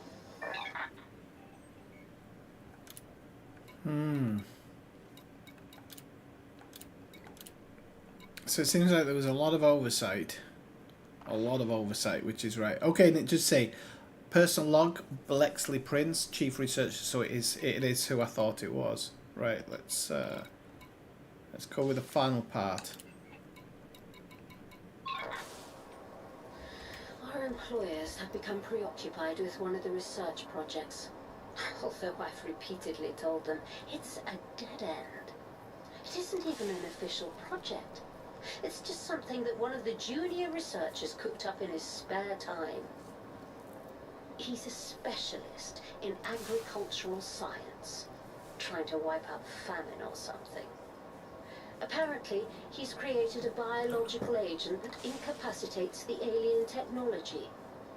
Here we are, devoting millions of credits and countless hours to understanding this technology, and he's trying to destroy it.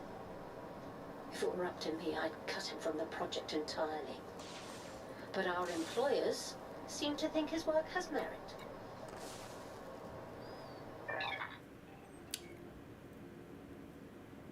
Now that might be the whistleblower. I don't know. It's not strong enough to say it is the whistleblower. Let's have a quick look outside. Drive assist. Let's have a look at some of these silos from outside. Night vision T. Okay. Warning. Extremely low temperature detected. So those silos are pretty big.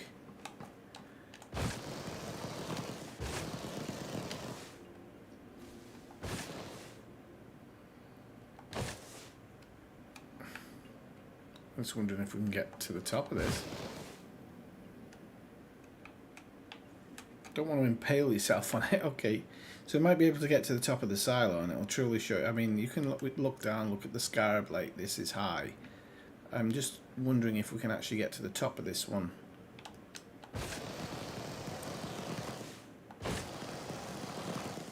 Yeah, we might. I think we're going to. And this is the great thing about being able to leave the SRV these days and look around, because that's pretty spectacular. If I turn the night vision off, everything's dark and only lit up by that, but it's pretty cool. It's pretty cool seeing it from here anyway. Right, let's head off to the next one then, which was actually mentioned, Alanath, I think it was. It was mentioned in the previous part. Thank you very much. She's my world, my little pussycat. Absolute monster when I first got her. She was wild and horrible, and now she's just an absolute soft little kitten, aren't you? Beautiful, aren't you? Yeah. Right, let's get back to the ship then. Let's turn on the night vision because it always helps in these conditions. this was one of the INRA stations. So INRA stations, not INRA, INRA stations, and where they created something to kill the Thargoids with. But it seems like they were trying to back-engineer technology as well, and they may be responsible for the war we now have, that we're currently facing in Shinrata and around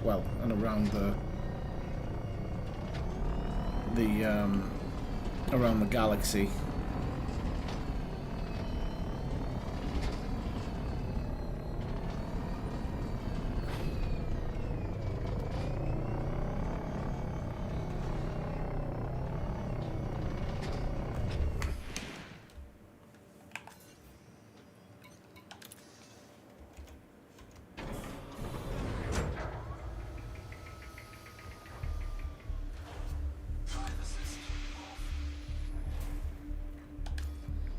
Right, let's have a look for the next one.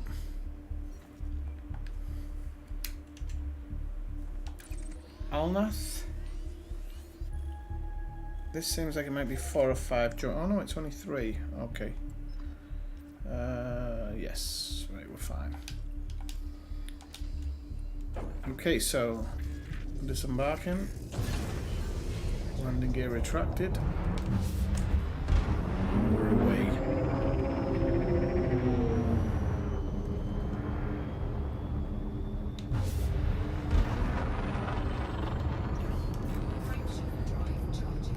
Escape vector, and that's it, we're away. Okay, good.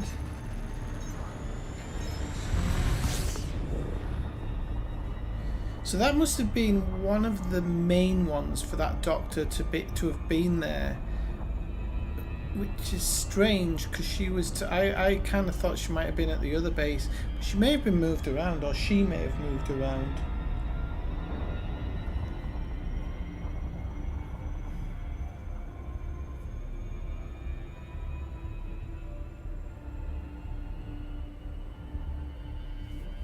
We just need to get to the outer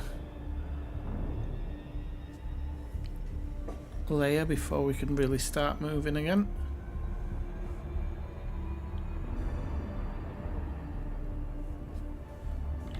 And we're away.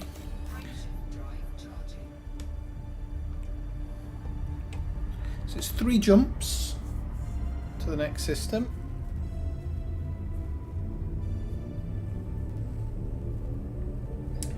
Where are you from, by the way, Zoltan?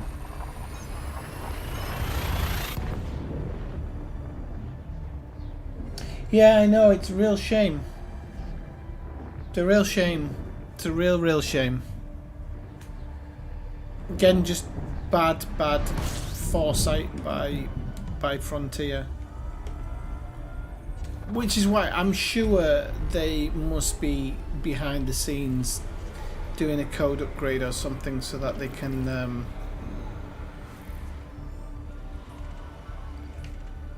work on that.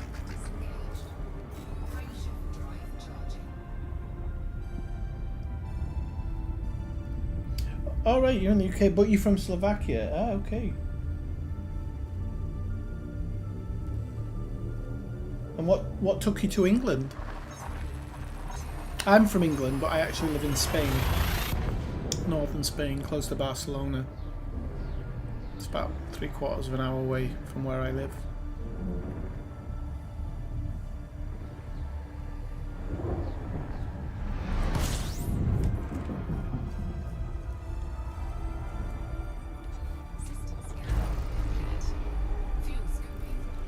I'm just going to do a little bit of fuel scooping here because I noticed we're pretty low. As long as I don't overheat too much.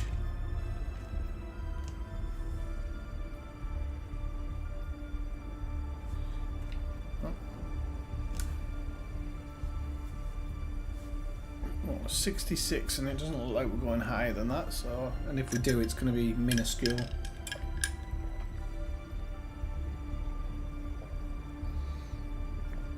Ah, right, okay.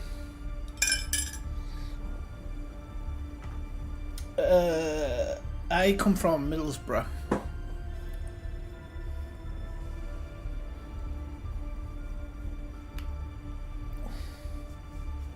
but I left like 12 years ago or something. Came to live in Catalonia in Spain.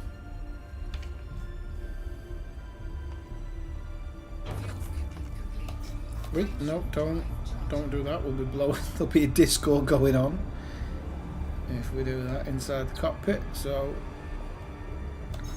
people, if you are enjoying the stream, please do drop a like and subscribe. What was it like growing up there? Well, actually, I grew up a little bit further away from there.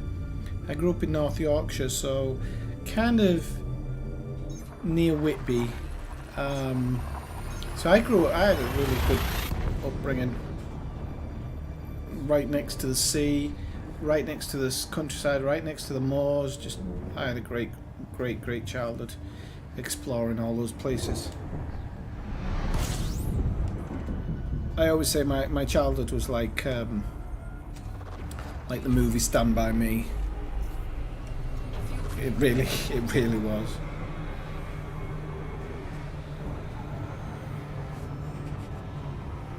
Right, okay, so we're going to A2AA. We just need to get away from this supermassive sun there, because it's probably going to boil us up otherwise. So A2A,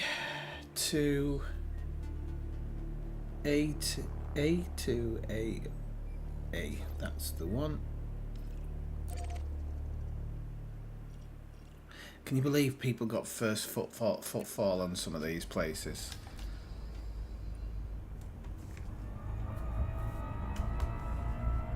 That's fame.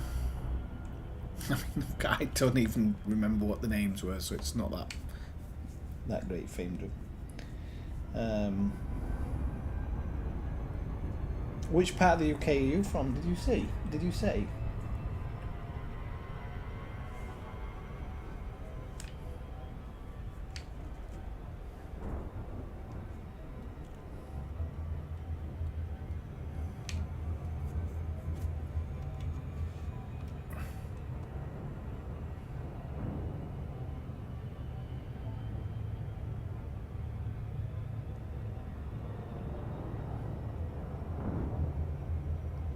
Like I said, I don't know if I'm going to get through all the INRA stuff today.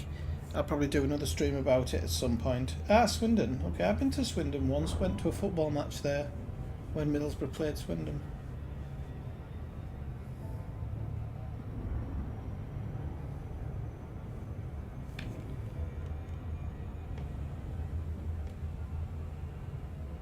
Never went into the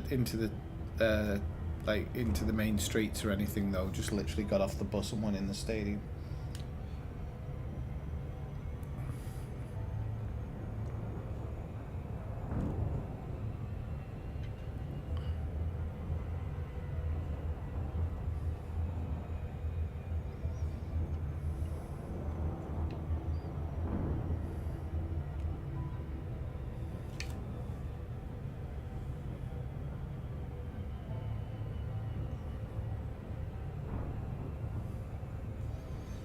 A little bit of further travel. That's why I think the SCO, the Super Cruise Overcharge, would have come in handy. So, what do you do on PlayStation, Zoltan? Are you watching the stream on your PlayStation as well?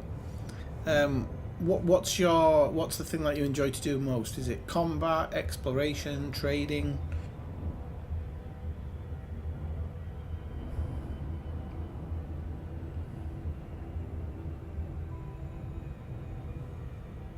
Where's the name Zoltan from? It's in my head and it's like, it's in a... But wait, I think I might be overshooting. I'll get it back up. Right, there we go. So we need to go out and sweep around a little bit because we've got another... Otherwise we might get pulled into the gravity well of that other planet there.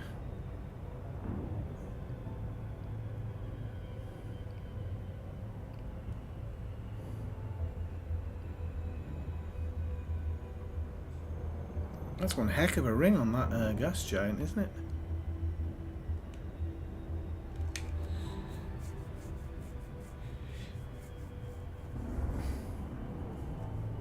All right, okay.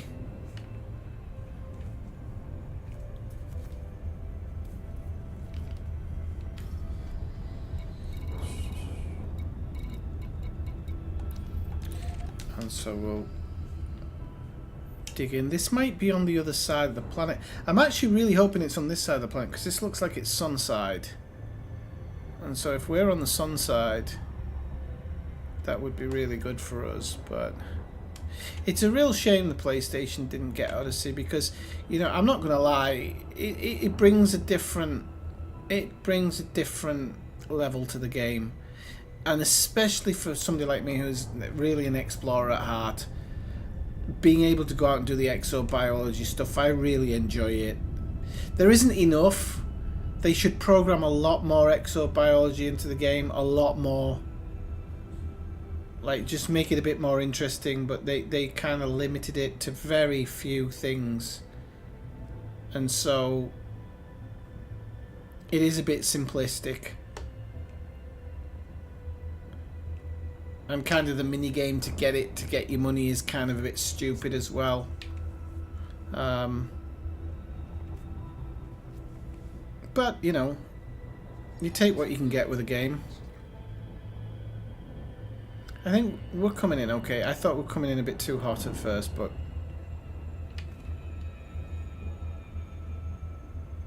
oh, I did see you log in, but it's some weird name, Jess. I saw like some crazy name. Oh, and now it's not showing.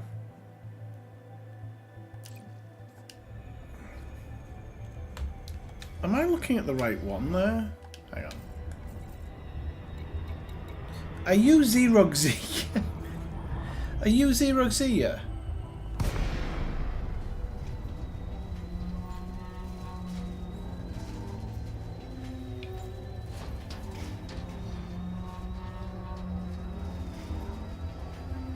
Oh yeah, I've got a Federal Corvette, which I do most of my combat in. I for years was calling it an Anaconda because I genuinely thought I'd kitted out an Anaconda for it. Turns out I was wrong.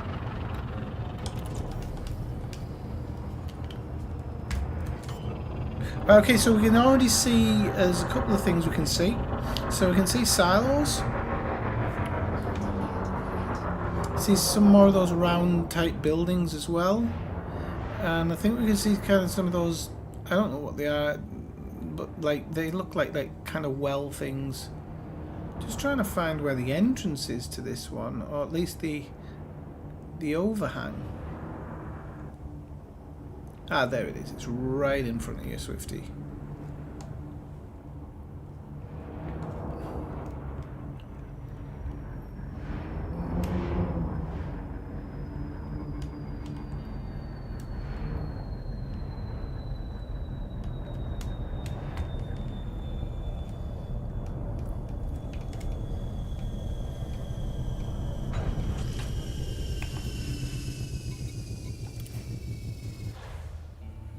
Right, okay. Alright, at least we're connected now. We must have done it ages ago, but I don't think we've ever been in a stream together. Although, do you know what? I think there might have been a combat stream where you dropped in at some point, Jess. There's something in my head going, there was a combat stream. And you kind of came in, but you weren't in it for very long. Okay, so again, we've got the standard INRA thing. It's all the same as the other ones. It's even broken in the same way, which is a bit silly. But, right, let's see what we've got. We've got our first one just off to our left. We'll drive in a bit further, just to try and get in range of one or two others. There we go, we've got another one there. So we'll see what we can do here, from here.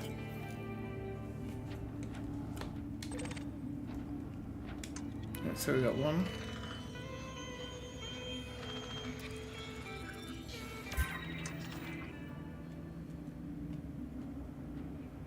All right.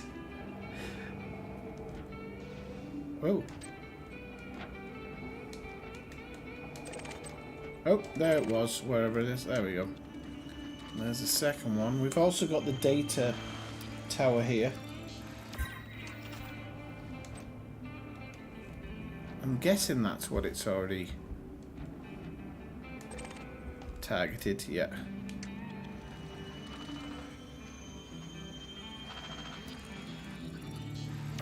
Incoming message. Right, let's push on a little bit. See if we see anything else lighting up. Yeah, there's another one here.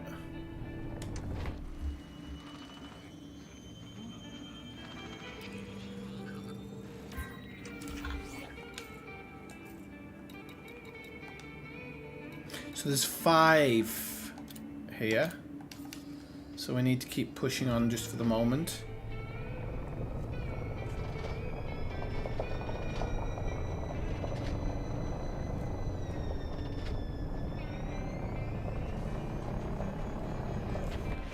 Another one just popped up. Oh no, that's not it.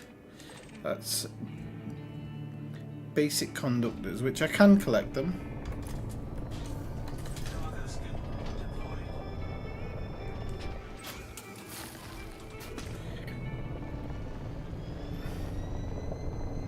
Now I'm going to move around here just a little bit, just to see if I can get anything else to drop in. Okay, we don't need those crystal shards. I don't know if no, we already got that one. Oh, thank God! I thought I had a crash there.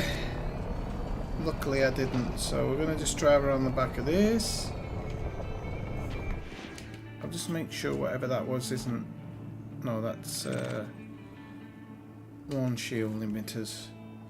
We don't really need them either.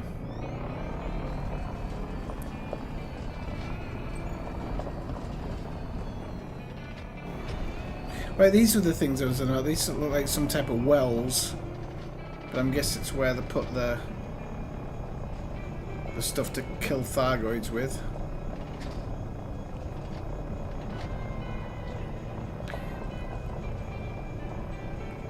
Now we know from our previous experience that one of the logs could be higher up. Oops.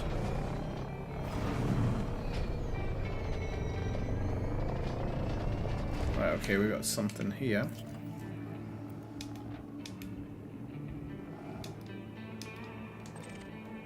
One shield emitters. No, there's something else. Ah. Okay, so yeah, they're not what we need.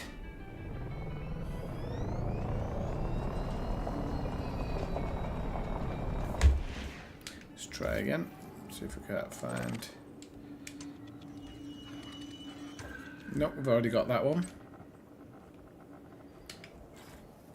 So I'm thinking we need to head up again.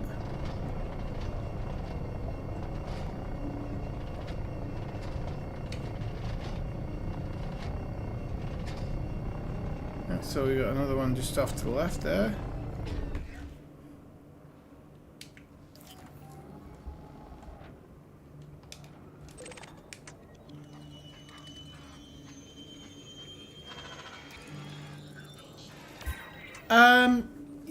Yes, I've been to Colonia. A couple of times. Don't know how many times I've been to Colonia now. Been a few times. I've been to Beagle Point. Been to the centre. I've been around, and I do plan on going back out. Okay, so why is the first one missing? Right, I'll explain this in a second, because the first one... Oi! There we go. I do believe that's the final one, wherever it is. So we have that one, and then wherever that one is. There we go. I have no idea where that comms link actually is. But we've got it. So we're at another one of these holding things. The actual Thargoid bits are in exactly the same positions as before, but I think this is where they might have used this to open up the ship to get the Thargoids out, you know. I have a feeling it was used to pull the ship apart. I moved to Spain just for a better life. Hey Joe, how are you doing? Hello Malcolm. How's it going, everybody dropping in? Do you know what? I was actually going to start at 10 o'clock, and then I was like, I was going to stream for the 2 hours after that, and then I was like, you know what, I might just be too tired today, so I've actually started early. So I do apologise to people who are coming in a bit later that I started so early. But you can always go back and watch the beginning part. So yeah, I've been all over the galaxy, Zoltan. And that's the plan in the future, is to just go out into the black pretty much forever. I will come back and do some bits and bobs. Right, okay, let's go on to this part. Okay, so we're now on to History Will Decide. Let's see what this part is about.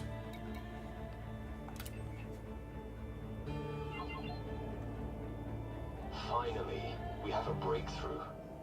A researcher at the facility in the Hermitage 4A system has found something, stumbled onto something by all accounts, and it's pushed our research forward dramatically. Essentially, it's a kind of fungus, one that appears to have a significant effect on Thargoid technology. We knew their tech was partly biological, but until now we couldn't find a way to use that fact to our advantage. The theory is that if we could somehow get the fungus into their starships, specifically their hyperdrives, we could shut them down. They'd be unable to leave their system. We could end the war in a single stroke. Okay, so I'm going to have to look more further into this. So he's saying end the war now. So I'm just wondering if there was a war already happening against the Thargoids and all of this was done behind the scenes of that war. And if that's the case, I don't know where the ethics come into it. Unless, because like I said to you before, attributing human ethics to an alien species is very dangerous for the human. Very, very dangerous. It wouldn't make sense to me. I'm not saying you want to just go out and start fighting and killing, but if you're already in a war, I don't know where the ethical part would come in, to be honest with you. Right, next part. We have built a dedicated new laboratory so we can properly test the effects of the mycoid. We also have access to an intact Thargoid ship and a living specimen. I plan to test the mycoid on both. Some of my colleagues have expressed reservations about experimenting on a living creature, but I have no such qualms. We must know what the mycoid can do.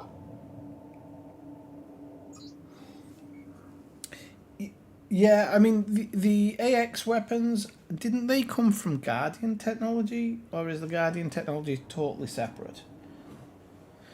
You'll have to forgive me because I don't know much about the Guardians. I never really did a lot of stuff on that. But if there is something to find, I'll probably have a look at it at some point.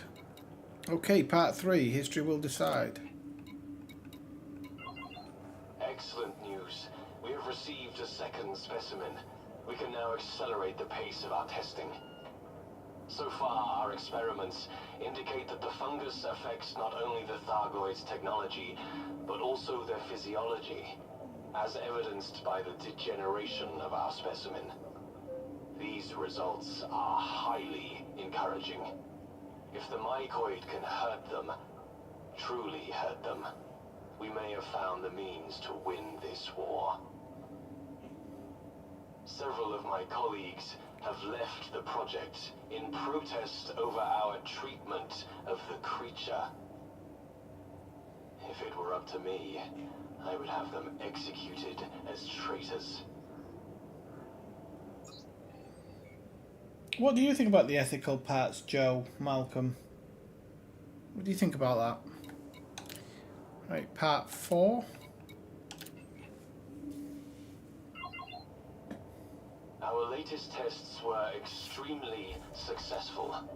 The mycoid can paralyze a Thargoid system, either physical or technological, in a matter of seconds. It is extremely effective. I confess, the knowledge that the mycoid causes the Thargoid's physical pain brings me some measure of satisfaction. But when one has seen firsthand the effect of their weapons, seen the destruction, the chaos, the bodies. Can one be blamed for wanting them to suffer, as we have? Yeah, that's kind of how I see it. Like, we didn't see anything that went on, but we heard it. We heard it last week when we were with the Thargoid group, and we heard that the Thargoids didn't treat them very nicely when they found them. And he's talking about it. So this is why I think the ethical thing's stupid. Aha, we have a system. The Hauliers have departed for the HIP 593821B system with the samples, ready to start mass production. We know the mycoid works. Now it falls to other members of the project to determine how it can be effectively deployed. I know there are some who will condemn me for my part in this project. Let them. I harbor no remorse. The Thargoids understand only one thing: destruction. They will not stop until every last one of us has been reduced to dust. We have created a weapon that can prevent such a catastrophe. We have a moral obligation to use it. Pot kettle black, Malcolm.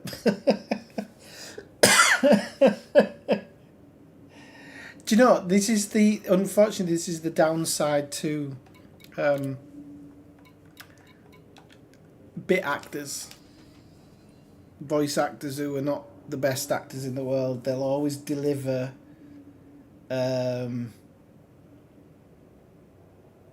no, Malcolm's also psycho. Malcolm shoots everything and kills everything. Oh, that's a shame, Joe.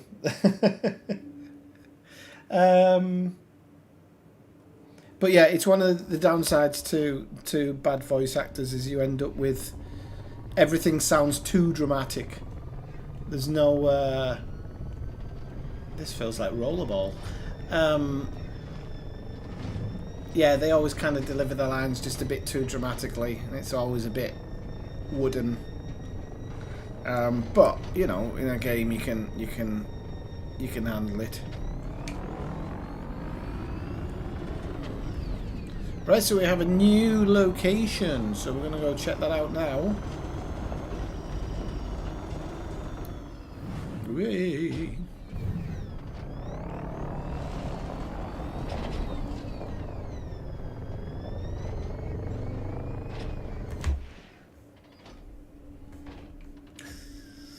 There we go. All aboard.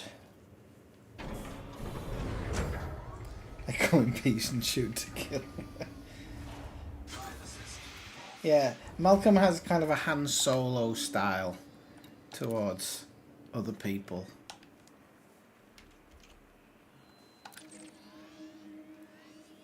So I've never been to this system before. So this is, like I said, I don't think I ever completed the INRA tree. And these streams I will be completing it, so I think we'll get the whole story, which is really interesting because... Alright, see you later, Jess, if I didn't miss you. See you next time. Have a good one. Good to see you. Very good to see you. Even though technically I didn't see you, but you get what I mean. Okay, escape vector aligned. And we're away.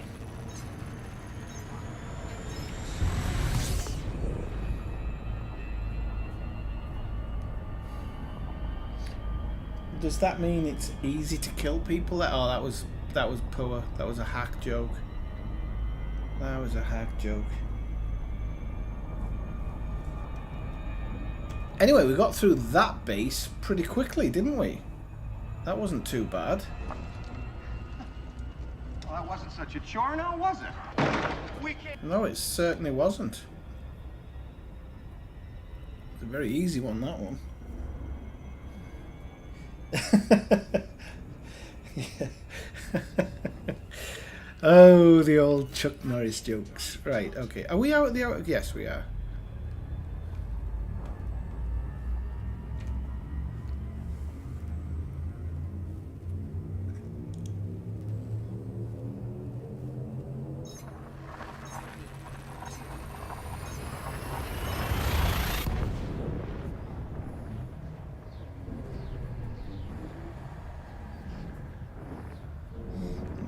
Definitely one of the quicker ones, that one. Okay, so I think it said Planet 1B. I think. I didn't actually see how many jumps it was. Double check that now. Oh, 2 more jumps. No, not like ridiculous. And we have plenty of fuel, so although I'm scooping, I'm only scooping because we had to move around the sun anyway, so.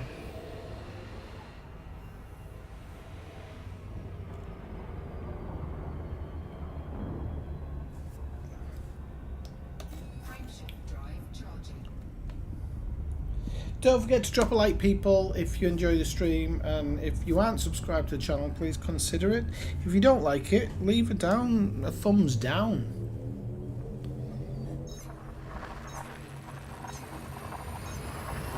I know these types of streams aren't for everybody, but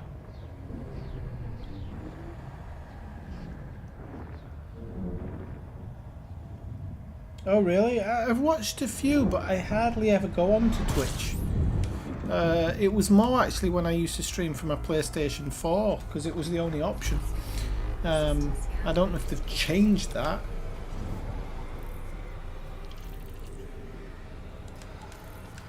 I don't know if they've changed that now, but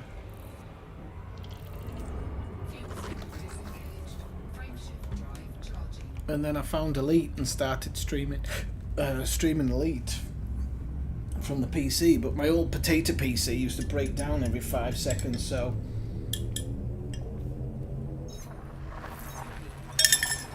when I got this PC it was a bit of a, well, it was good. It's still not the best PC in the world, but it does a job, and it does a better job than the old one ever did.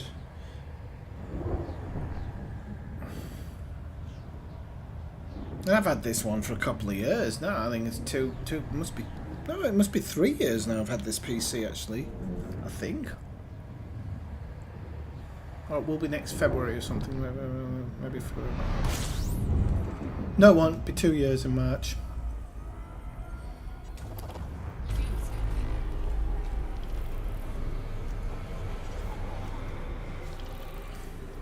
Okay, so we're actually going to have to scan this system.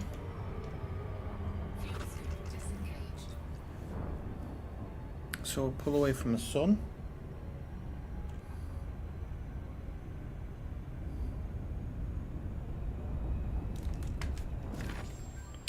There we go. Has that just come through now? Oh yeah, it has. Wow, that's a bit. That comm was a bit late. It's nearly half an hour after he sent it. I love he used the term goof. Lloyd uses that in Dumb and Dumber, and I like it. You big goof. One of the most underrated comedy films of all time, that one.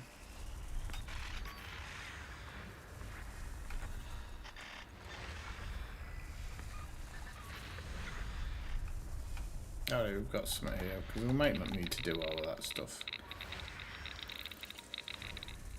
Okay, so that's a belt cluster. Oh. These should all be pretty straightforward because there isn't I wish this had moved faster sometimes. There isn't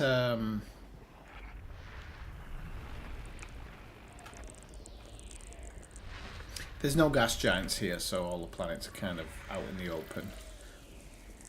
I wonder if somebody's already got... Somebody must have first footfall on that one. For 5 biological. I'm going to check it 1D. I'm going to check it 1D. Okay, we've got one human location there, so that's the one. It was 1B. Do you know what? That 1D might not have footfall. You never know. So we've got that one lined up. That one lined up. I'm going to have a quick look.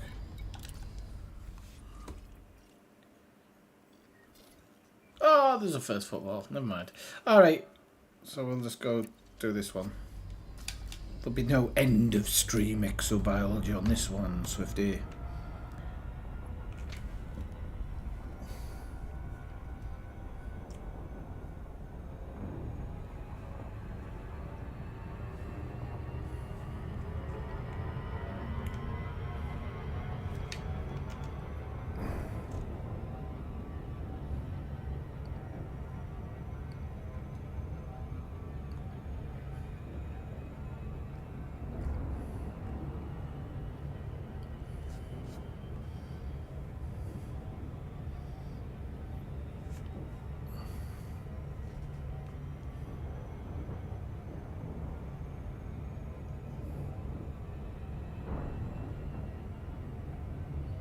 I should have probably named the stream what happened at INRA, or with INRA, not to INRA.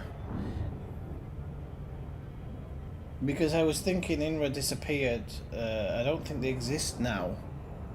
I don't think they do anyway.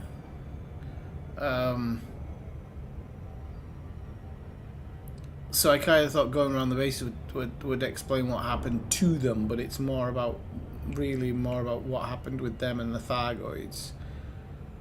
So it might explain it later on.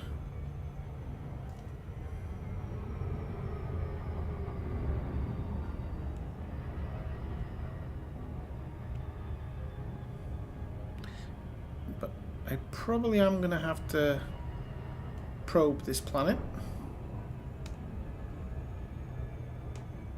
I would think.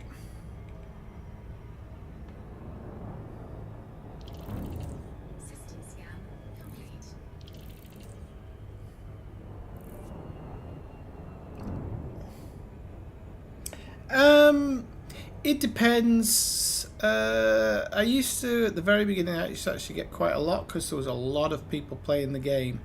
And then over time, it actually kind of dropped a little bit. But I've been through not a good time period in my life, and I wasn't really putting enough into the streams. I was just streaming for streaming's sake. So I kind of came back with a bit more of a vision of what I wanted to do. And since I have come back, it's around like 60 to 80 views, which is a bit better than it was. But I just have a lot of people, long-term people who've been here doing streams with me forever. So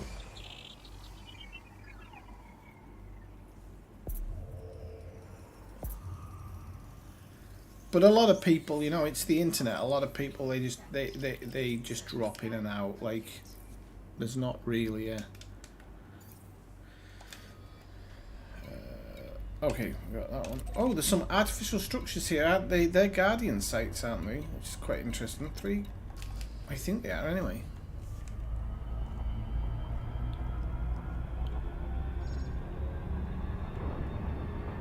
And I've definitely got loads of things planned for keeping it interesting. I'm just going to skim up a little bit to try and pull that speed down. There we go. It's much better. Nice big crater there. So nice. We've got one on a light side of the planet again, which is always good.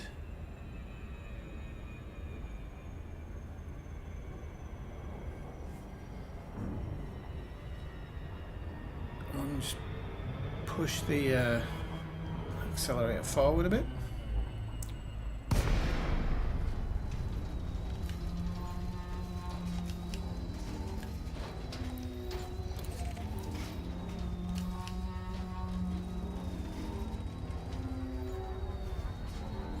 I'm not sure if that's a bug when it drops off or if it's actually because it's technically a secret base. I'm not too sure.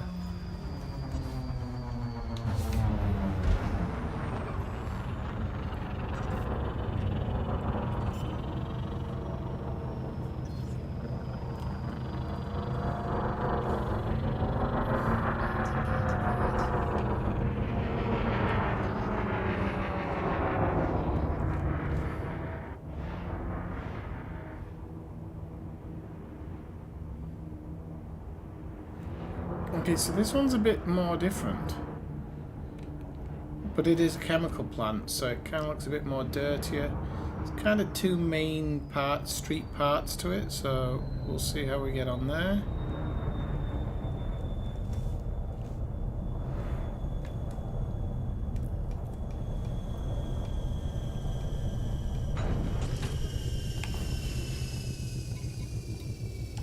Oh, 54% fuel, so I need to remember to refuel the SRV.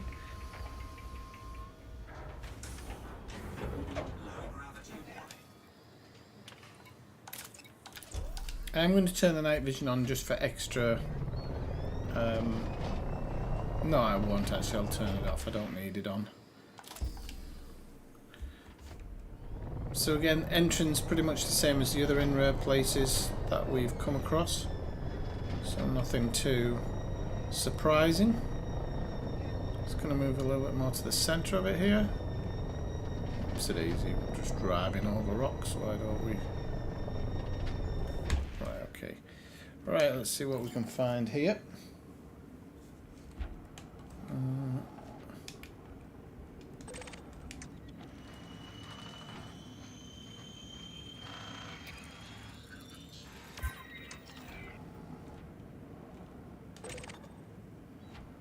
It's galvanizing alloys.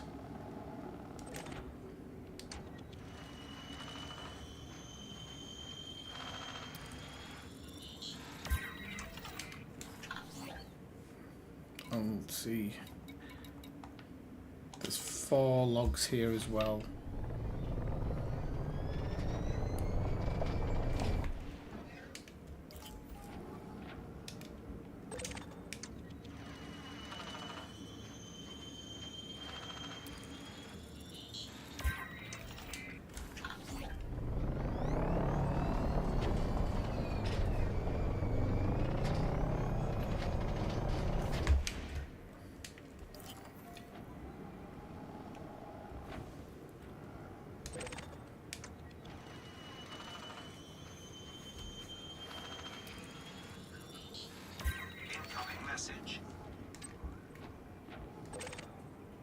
I think that's the one I've just got, isn't it? I'm just going to double check, yeah.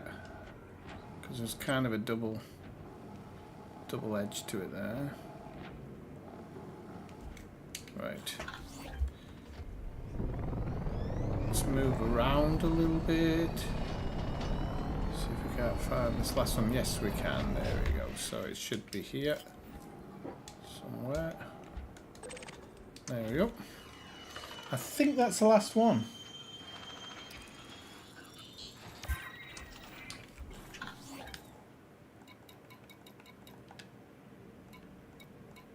Yes, it is. Okay, so this is all about Project Mycoid. I'm just going to get rid of some of these.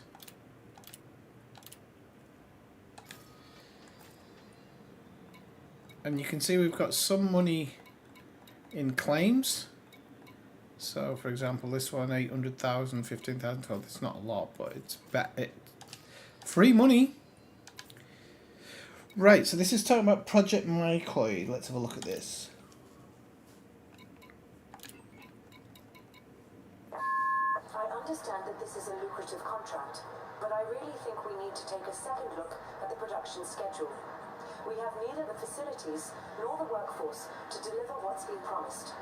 Furthermore, the facility should be subjected to a complete decontamination before we start. That could take weeks. Essentially, we can't produce the chemicals in the quantity requested within the given time frame. It just can't be done. I'd also like to renew my request for more information on the purpose of the chemical.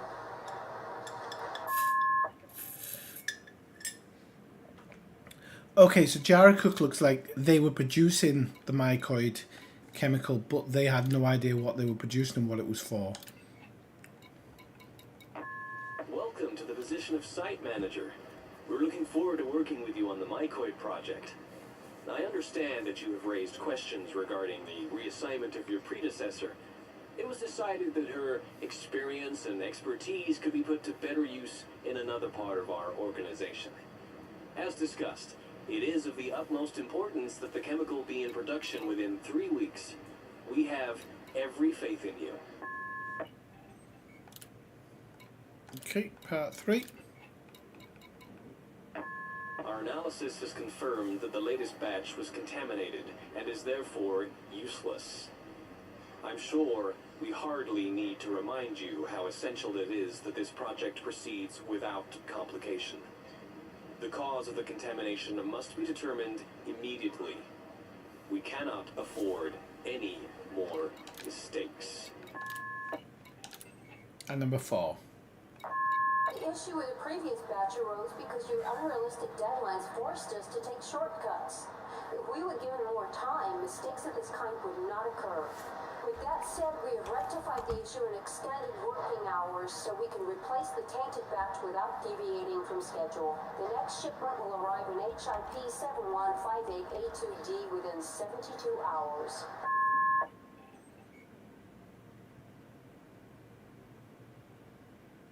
A D?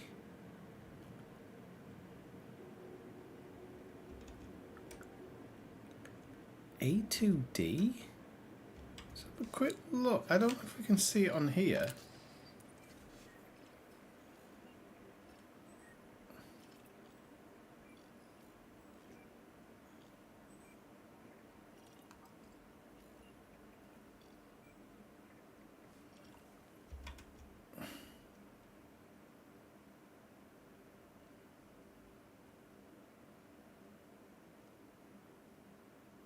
Okay, so I'm gonna... So, hang on a minute.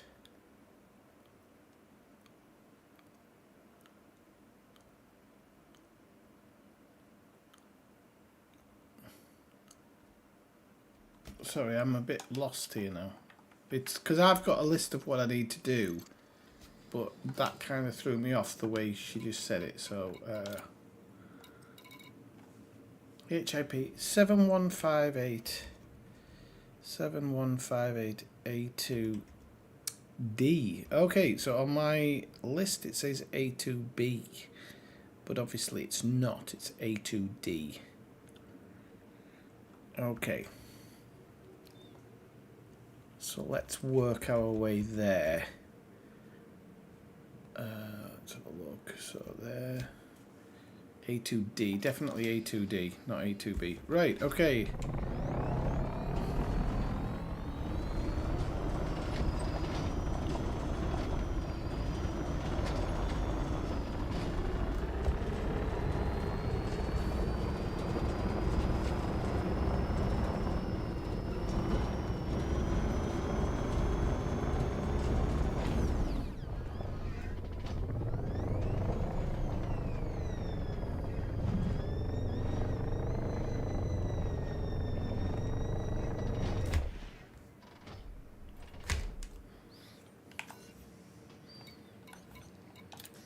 Right, okay,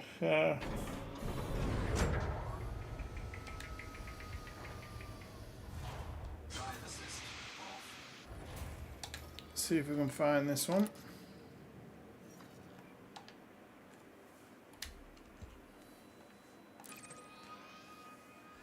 I've never been here before either. This is interesting. I'm enjoying this, but it's 5 jumps. I don't know if I'm going to get to cover this in today's stream, but what we might do is go to the thing, do the scan, find where the base is, and then I will pick it up in the next stream and whatnot. Because I've done like 3 hours now. I'll probably do this midweek or something, because I don't want to wait a whole week to be honest with you, to find out the end. But I am starting to flag now. It's a bit late for me here. I've been up since like 7 o'clock this morning, so it's 11 o'clock at night now. So I'm starting to flag a little bit. Like I said, that's one of the things about streaming that I really want to stop is streaming while I'm flagging. Because it just ends up with me mumbling and not really getting things done.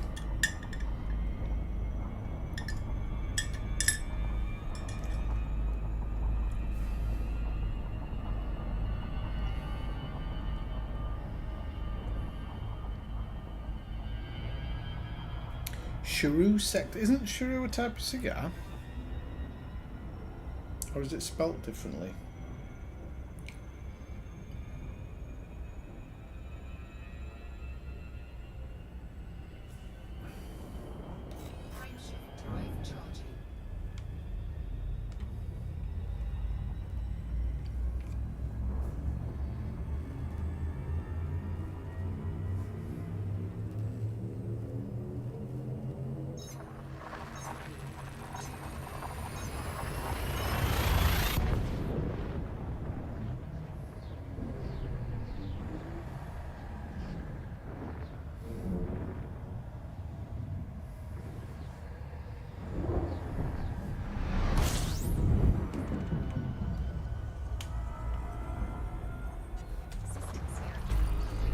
So we are probably going to have our petrol obliterated making this trip because it's a fair few jumps at full distance, but like that'll be 4 now, isn't it? Yeah.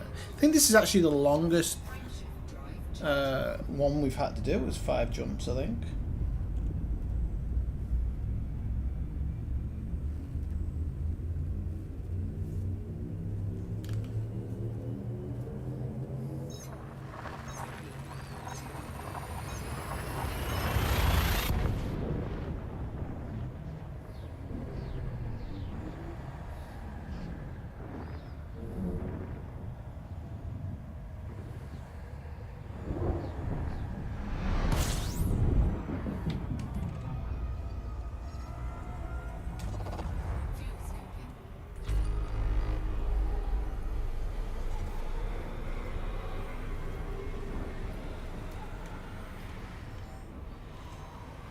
It's a shame you can't get a decent fuel scoop in this ship too. At least do a run around the sun to get enough to do your next jump at max distance. Like, it always seems to give you just a little bit less than you would need, so there's always some point within about 10 jumps where you have to sit under a star and get it. Hey, let's go. How's it going? I'm just coming to the end of the stream, I'm afraid, mate, for today. That's the second time it's happened to you. I'll message you next time. I was in a real rush today to get set up because I was doing something before and I just totally lost track of time. But I'll make sure next time I do message you to tell you I'm going live. What time is it over where you are now? Have you had a good weekend?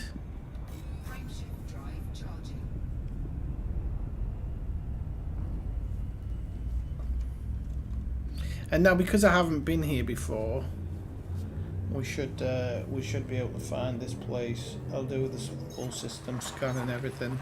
Are we getting some money for all these scans as well? So it's not the end of the world. At least I've made some money on the stream.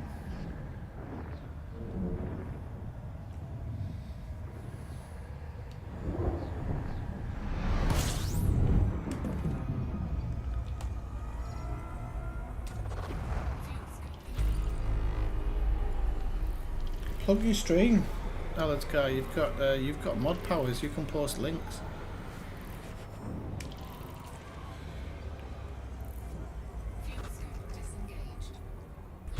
Let's go. Makes videos about his nomadic lifestyle.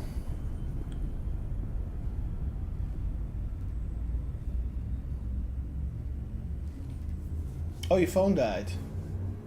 Oh, well, I was just saying I'm gonna end the stream in a couple of minutes. I'm just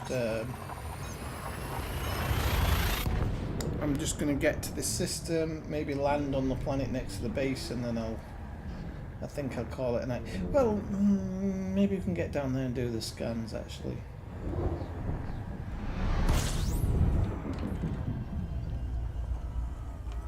Right, okay, so we're in system. Just gonna get a bit of fuel.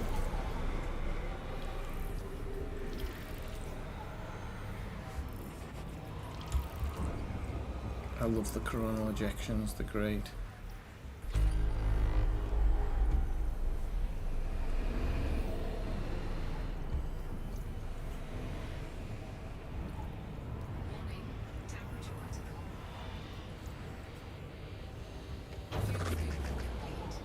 Better move away before the disco lights engage.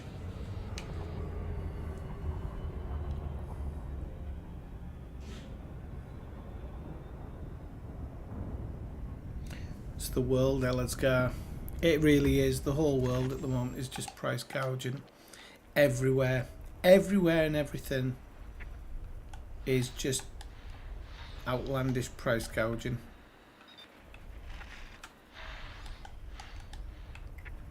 It's completely unsustainable.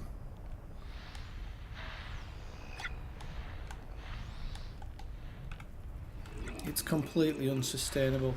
I went shopping the other day and I'm not joking, I bought nothing. I bought 4 small things and the price was like €11 for 4 things. I bought a potato the other day that cost 80 centimes for a potato. A single potato. It just can't continue like this. People can't live like this. It's impossible. A for B. So B was the one where it said... Right, there's no locator. So it definitely is D. I had wrong information, or I'd written it down wrong. That's D. Right, so we can check it now anyway. So we'll go in.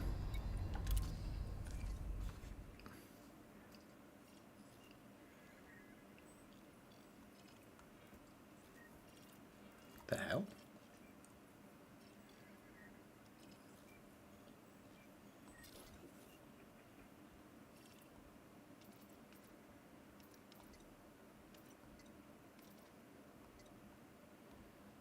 Right, maybe it wasn't that then. Do you know, I can't remember what... Right.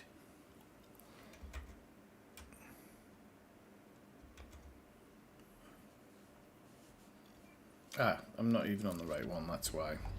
Probably would help, wouldn't it?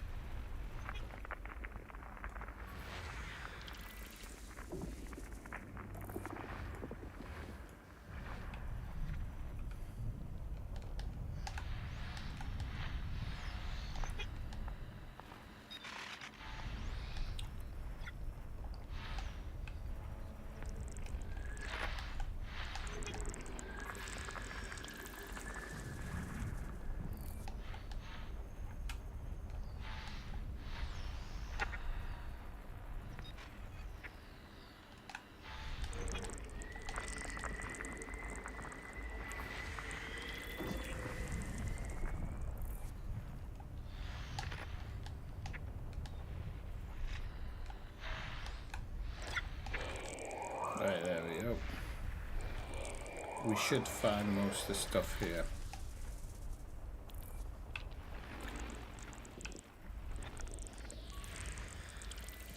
G.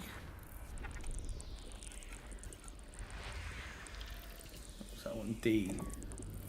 That's got biologicals on it. That'd be good if I can go down and see the INRA base and get biologicals. That would be good.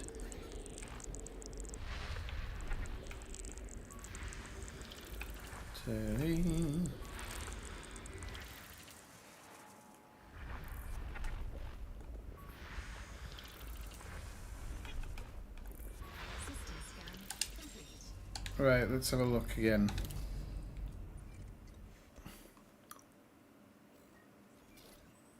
So the B, planetary information, nothing there, nothing. Right, okay.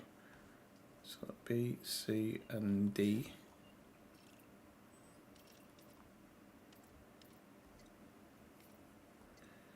Where was I seeing this human thing before?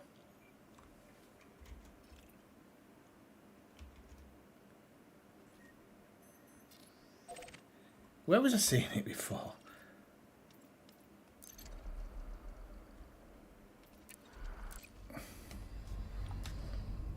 how far is it? 2,000 light seconds. Okay, I think I can do this before signing off.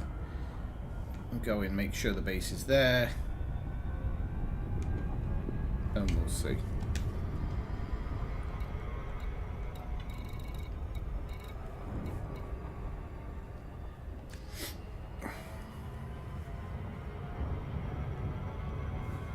Honestly, just can't believe how much your average shopping costs these days. It's been crazy.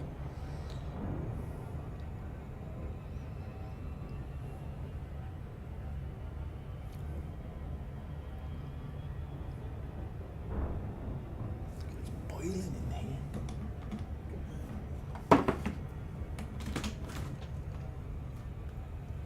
You alright, sweet pea?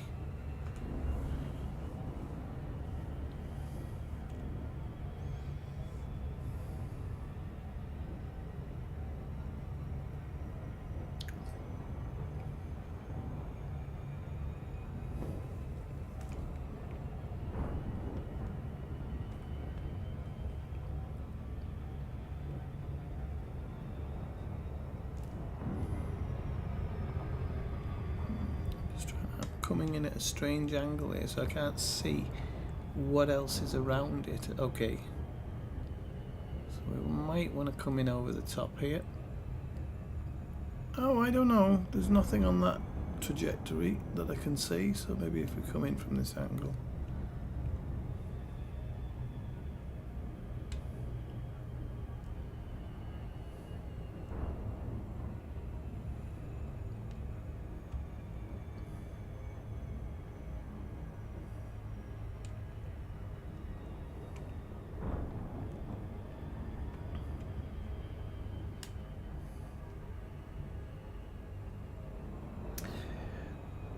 If you're gonna do it, let me just post something in the chat. Oh, give me a second, just before Mr. Mad Hatter, just before I do this, just let me post something in the chat for you.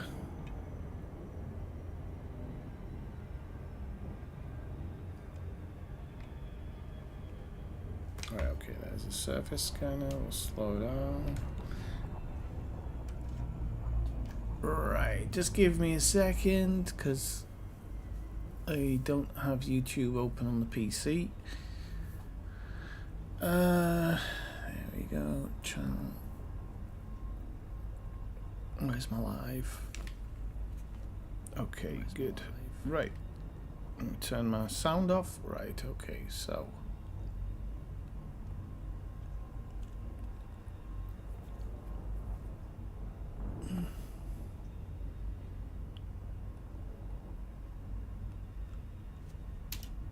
Everything you need is on that web page right there. Okay, so pretty much everything you need will be on there.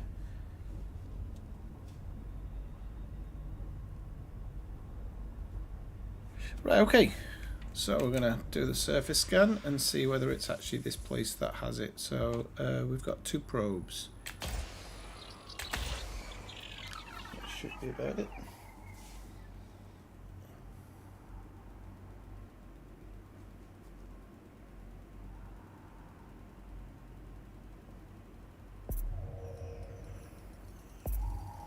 And I would also recommend doing the Far God one as well, because it tells you a little bit more as well.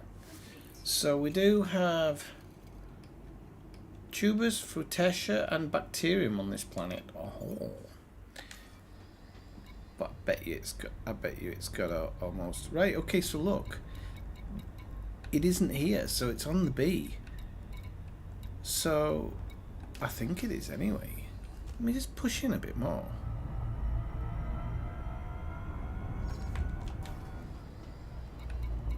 I think it's on the B, you know. It said in the text that it was on planet on the D planet, but there's nothing here. So let me try the B as well.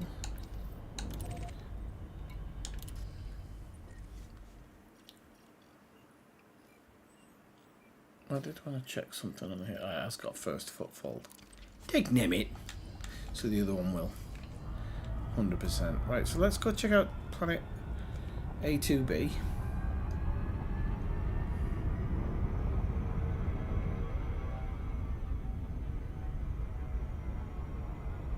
No, no, no. It's no. I'm not taking offence. For some people, yeah. Somebody told me they like to sleep to my streams years ago. Don't think that dude's around anymore.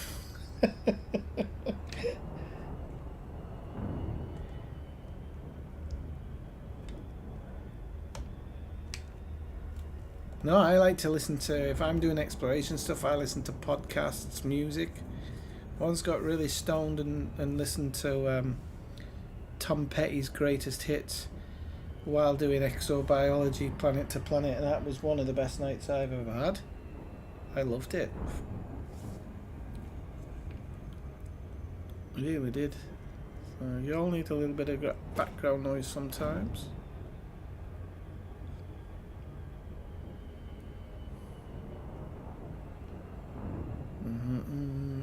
So, I'm thinking it's on this planet. And if we slow down, okay, we haven't two probes again, so that's easy enough. Why is everything two probes?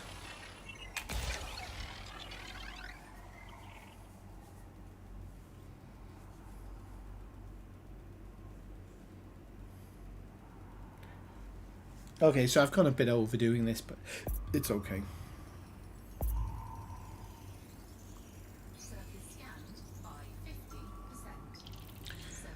One human target. So yeah, the thing in game is actually wrong. Can you believe it?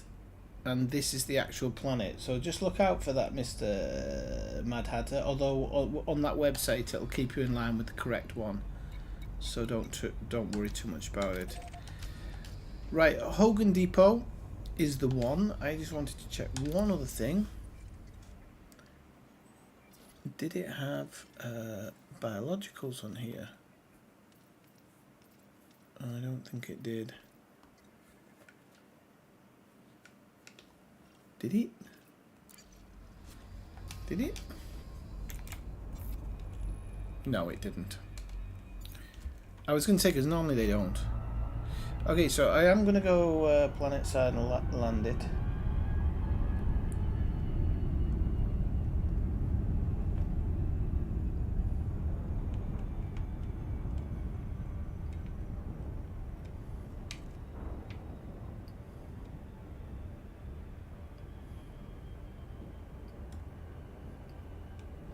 Just so that when I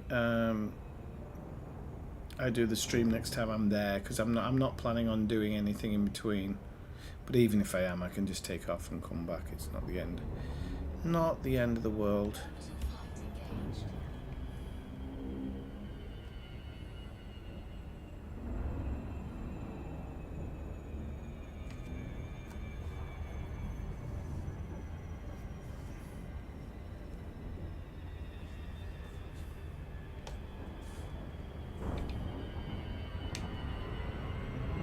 So I do want to thank everybody for joining in with the stream tonight, especially the new people who've been dropped in. Mr. Mad Hatter from Louisiana and Zoltan from Swindon.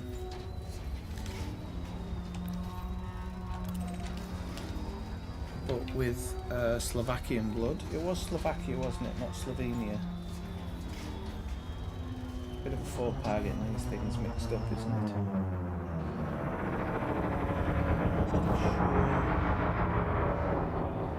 Yeah, Slovakian. Okay. Want to make sure I'm calling you the right one.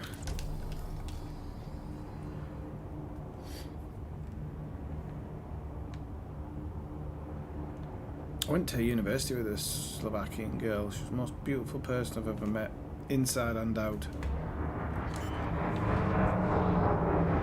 Right, so we're going to get landed. I'm going to try and land with my back to the entrance, so that it's just easier to see when you kind of come out on the. Actually, I'll go there. It's more no sense.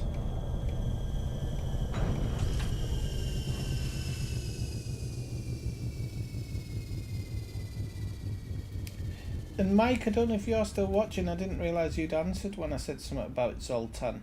No, I think that's Zoltar, isn't it, in Big? I pretty much know my 80s stuff.